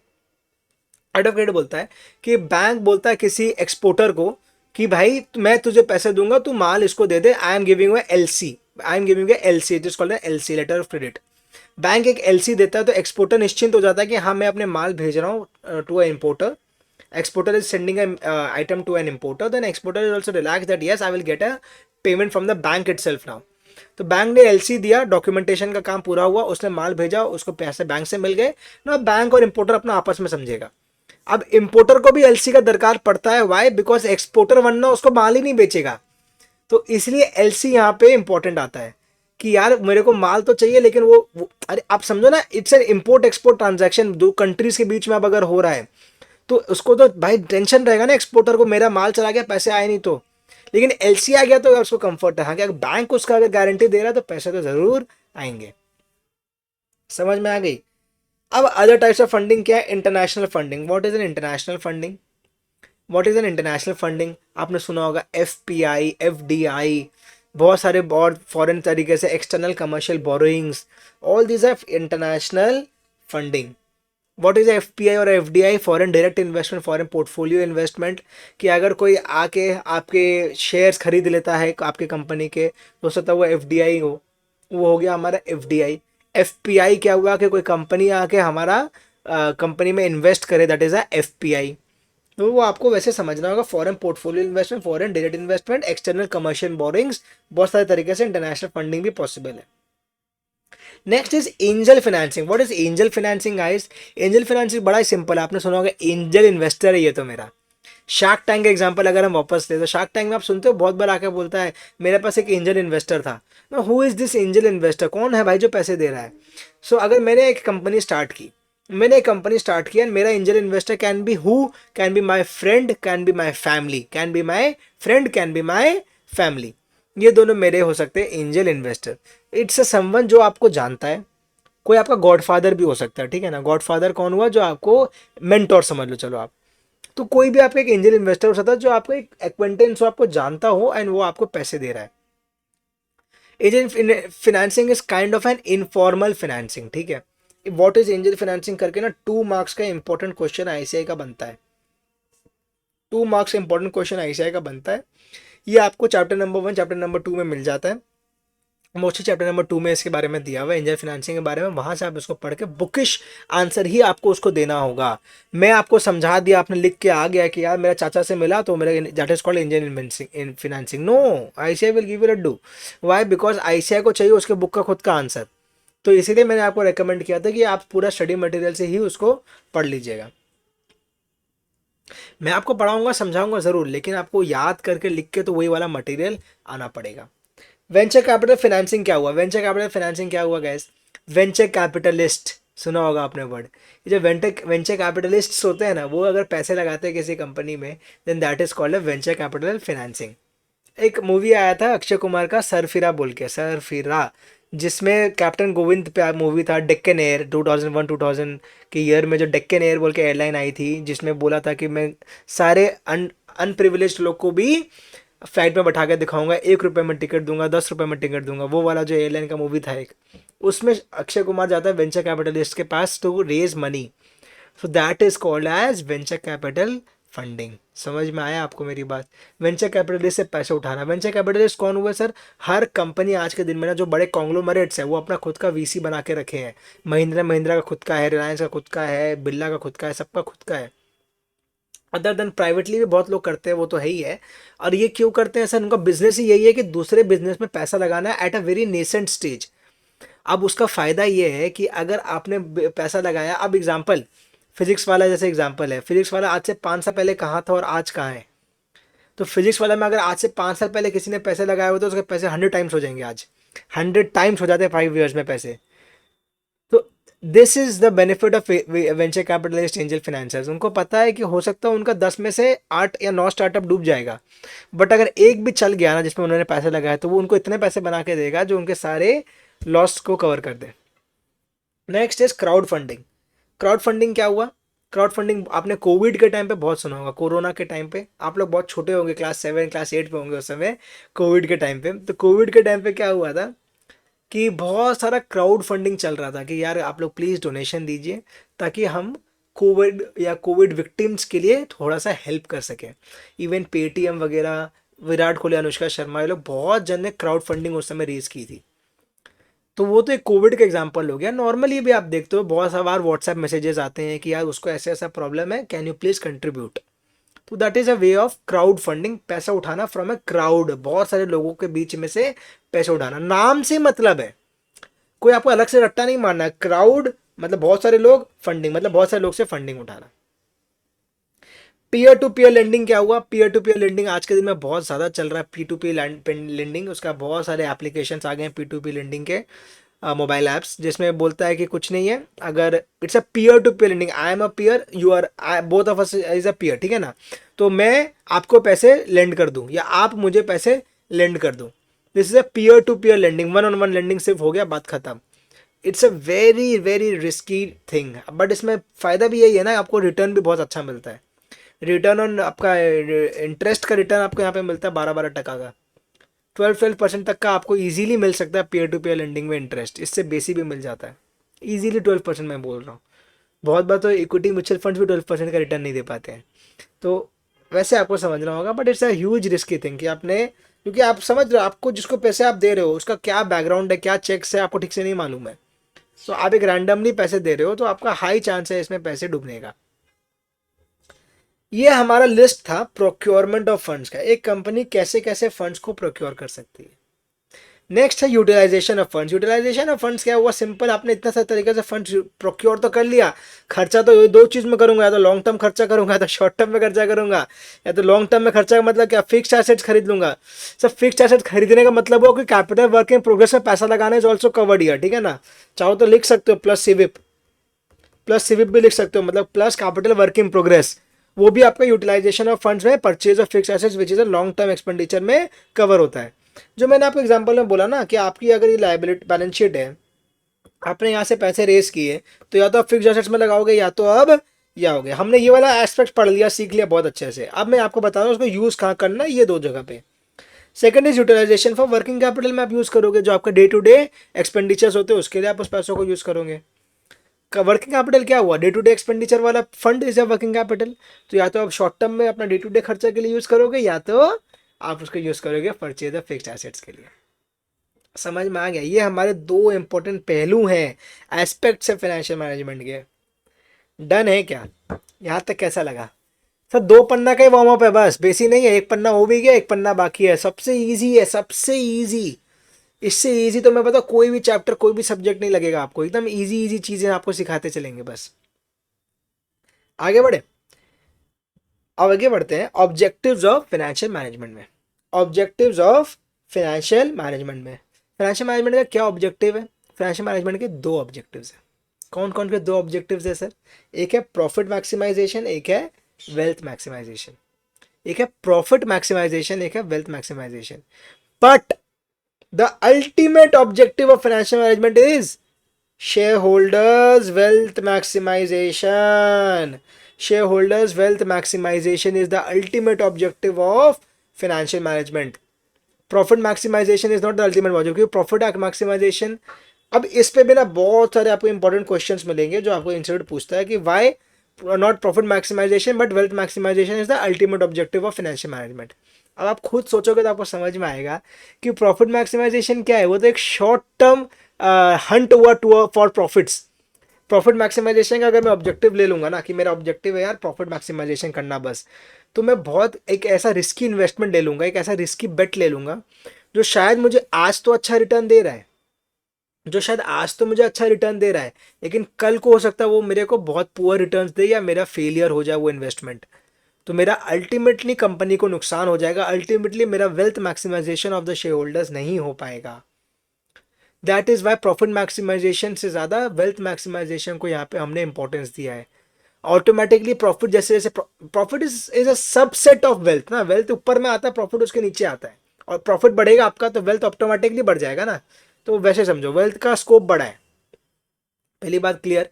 तो आपको समझ में आया कि प्रॉफिट मैक्सिमाइजेशन क्यों नहीं करना। आप सोचो ना, प्रॉफिट मैक्सिमाइजेशन के चक्कर में किसी चिट फंड में आपने पैसे लगा दिया ना। What is a chit fund example? Chit fund क्या हुआ, अलग अलग अलग जगह से पैसे लेता है ये, इन एस्पेक्ट आपको ऐसा सपना दिखाता है कि आपको हाई रिटर्न्स देगा, और लास्ट में सारे पैसे डूब जाते हैं। बहुत सारे चिट फंड्स डूब चुके ऑलरेडी इंडिया में। तो अब उसमें क्या करता है ये लोग, अगर यहाँ से 100 रुपये उठाया, वहाँ से 100 रुपये उठाया, आपको बोला अच्छा रिटर्न, तो जो सेकंड पर्सन से 100 रुपये उठाए ना, उसी का 30 रुपये इसको चेप दिया। अब ऐसे कर कर को सबसे पैसा उठाता चलता है।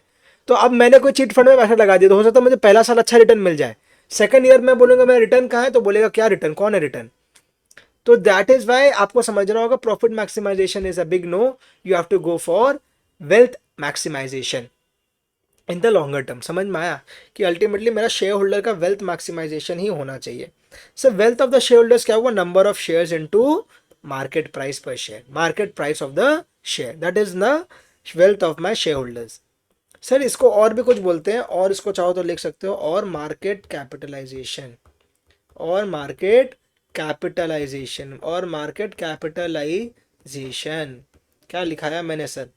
मैंने बोला इसको बोल सकते हैं और market capitalisation which is number of shares into market price per share is the formula for market capitalisation. Sir आप हमें प्रूफ करके दिखाओ, सर आप हमें प्रूफ करके दिखाओ कि number of shares into market price per share is the market capitalisation या तो wealth of the shareholders. कैसे मैं प्रूफ करूँ? इधर आ जाओ, प्रैक्टिकल एग्जांपल लेते हैं, वापस प्रैक्टिकल एग्जांपल लेते हैं। रिलायंस इंडस्ट्रीज के एग्जांपल में हम खड़े थे, ठीक है, रिलायंस इंडस्ट्रीज के एग्जांपल में हम खड़े थे।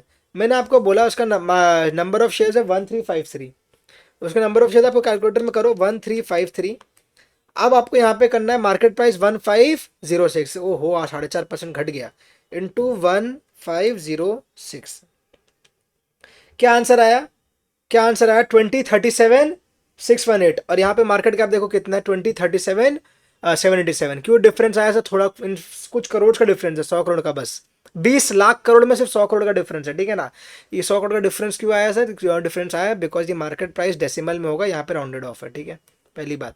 सेकंड, मैंने क्या किया सर, नंबर ऑफ शेयर्स लिया, number of shares of Reliance Industries ली, उसको इंटू कर दिया हमारे मार्केट प्राइस से, मेरे को मिल गया सर यहाँ पे market capitalisation which is 20,37,000 of a company. ये है रुपीज में 1500 रुपया एक शेयर का दाम, ये है करोड़ में। मैंने आपको स्टार्टिंग में बताया था कि number of shares is in crore, मतलब 1353 करोड़। कैसे आपको मार्केट कैप आता है? आपको प्रैक्टिकली भी आज समझ में आ गया कि हम बोल रहे हैं रिलायंस सबसे बड़ी कंपनी है, 20 लाख करोड़ की कंपनी है, सर कैसे? आपको समझ में आया क्या मैथमेटिक्स है, कितना सिंपली हो गया, ठीक है, डन है। कैसे आया हमारा ये चीज? यस। एक लास्ट, बस एक लास्ट लास्ट लास्ट टॉपिक देख के चलो आज का क्लास खत्म कर देंगे। सर एक लास्ट टॉपिक देखते हुए चलिए आज की क्लास एंड कर देंगे, which is the focus of our financial management. कहाँ फोकस करना चाहता है हमारा सब्जेक्ट? इसका फोकस क्या है? इसका फोकस है 3 इंपॉर्टेंट डिसीजन मेकिंग में। कौन कौन से 3 इंपॉर्टेंट डिसीजन मेकिंग करवाना चाहता है ये आपसे? पहला, ये आपसे फाइनेंसिंग डिसीजन दिलवाना चाहता है, फाइनेंसिंग डिसीजन करवाना चाहता है। सेकंड है इन्वेस्टमेंट डिसीजन।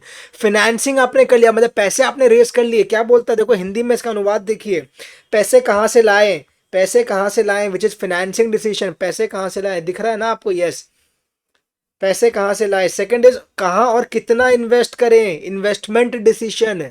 मैंने पैसे तो ले आए, अब उसको कहाँ और कितना इन्वेस्ट करूं, क्या सारे पैसे एक प्रोजेक्ट में लगाऊं, नहीं 2 प्रोजेक्ट में बांट के लगाऊं, क्या करूं। तीसरा है सब कुछ हो गया, अब कितना अब रखूं अपने पास कमाने के बाद, और कितना मैं आगे बांटूं, कितना मैं आगे बांटूं, मतलब कितना मैं डिविडेंड दे दूं, that is the dividend decision. ये जो 3 डिसीजन है ना, जहां पे फोकस कर रहा हमारा फाइनेंशियल मैनेजमेंट, सारे चैप्टर्स आपके ये 3 डिसीजन में ब्रेक किए हुए हैं। कितनी ब्यूटीफुल बात है देखो। आपके जो चैप्टर्स थे, cost of capital, capital structure, leverage, वो आपका फाइनेंशियल डिसीजन का पार्ट है। इन्वेस्टमेंट डिसीजन का पार्ट है आपका capital budgeting and working capital management. आपका डिविडेंड डिसीजन का नाम है डिविडेंड डिसीजन चैप्टर का नाम। एंड लास्ट आता है आपका रेशियो एनालिसिस और 2 थ्योरी चैप्टर्स जो है, जो मैंने आपको बोले थे, वो आपको सिलेबस में है, वो आपको अलग से पढ़ना ही है। मतलब थ्योरी तो अलग से पढ़ना है, रेशियो को तो आप तीनों में यूज कर लो ना, रेशियो का थोड़ी ना कोई ऐसा ठीक है। रेशियो इज फॉर एनालाइजिंग, वो आपको फाइनेंसिंग में भी हेल्प कर सकता है, इन्वेस्टमेंट में भी हेल्प कर सकता है, डिविडेंड में भी हेल्प कर सकता है। तो रेशियो को मैंने कहीं पे ढाला नहीं, रेशियो का अलग से लिख दिया। बट हाँ, ये सारे चैप्टर्स आपका क्या है आपको समझ में आ जाना चाहिए कि 3 डिसीजन में हमारा पूरा कोर्स बटा हुआ है। वो कौन कौन के 3 डिसीजन है? फाइनेंसिंग डिसीजन, याद हुआ कि नहीं? साथ साथ याद भी करते चलिए प्लीज। फाइनेंशियल डिसीजन बोलो जोर से अपने साथ बोलो, financial decision. Second is investment decision and third is हमारा डिविडेंड डिसीजन। ये 3 डिसीजन पे हमारा फोकस है चैप्टर का, फोकस है सब्जेक्ट का। एंड इन तीनों डिसीजन में हमारे सारे चैप्टर्स ब्रेक किए हुए हैं, ठीक है। देखो ना, फाइनेंशियल डिसीजन क्या बोलता है? Where to get money from, पैसे कहाँ से लाएं, कौन कौन से चैप्टर है ये तीनों। इन्वेस्टमेंट डिसीजन बोलता है where and how much to invest, कहाँ और कितना इन्वेस्ट करें, मतलब फिक्स्ड एसेट्स में और करंट एसेट्स में कितना इन्वेस्ट करें। फिक्स्ड एसेट्स में करें कि करंट एसेट्स में करें, हाँ इन दोनों में से जिसमें करना है कितना करें, आधा आधा करना है, कितना परसेंट में करना है। डिविडेंड डिसीजन लेना, how much to distribute among equity shareholders and how much to keep as retained earnings, कितना तो मैं डिस्ट्रीब्यूट कर दूं, कितना मैं अपने पास रख लूं। ये है मेरा डिविडेंड डिसीजन। समझ में आया आपको? ये है मेरा डिविडेंड डिसीजन। हाँ या ना में जवाब दो प्लीज। हाँ या ना में जवाब, खत्म हो गया। ये आपने आज स्टार्ट नहीं करेंगे, ये अपने कल स्टार्ट करेंगे, लेवरेज एनालिसिस। अगर किसी को इंटरेस्ट हो, क्विकली मेरी बात सुन लो, किसी को अगर हो व्हाट इज लेवरेज, एक बार देख के आ जाना कल। लेवरेज क्या होता है ये बस एक बार छोटा सा गूगल चैट जीपीटी कुछ मार के कल आ जाइएगा कि लेवरेज क्या होता है। इससे क्या होगा, आपको मैं जो बोलूंगा ना वो सुनने में और मजा आएगा, आपको लगेगा और हाँ मेरे को कुछ बैकग्राउंड था, अब मेरे को सुनने में सर की बात और इजीली ग्रास्प हो रही है, और इजीली मैं ग्रैप कर पा रहा हूँ। नहीं भी कोई देख के आता है तो भी कोई बात नहीं, मैं तो स्टार्टिंग से आपको बताऊंगा ये सारी बातें। बट आई विल रिकमेंड आप लेवरेज एनालिसिस कल जरूर देख के आना, ठीक है। हमने आज क्या क्या पढ़ा?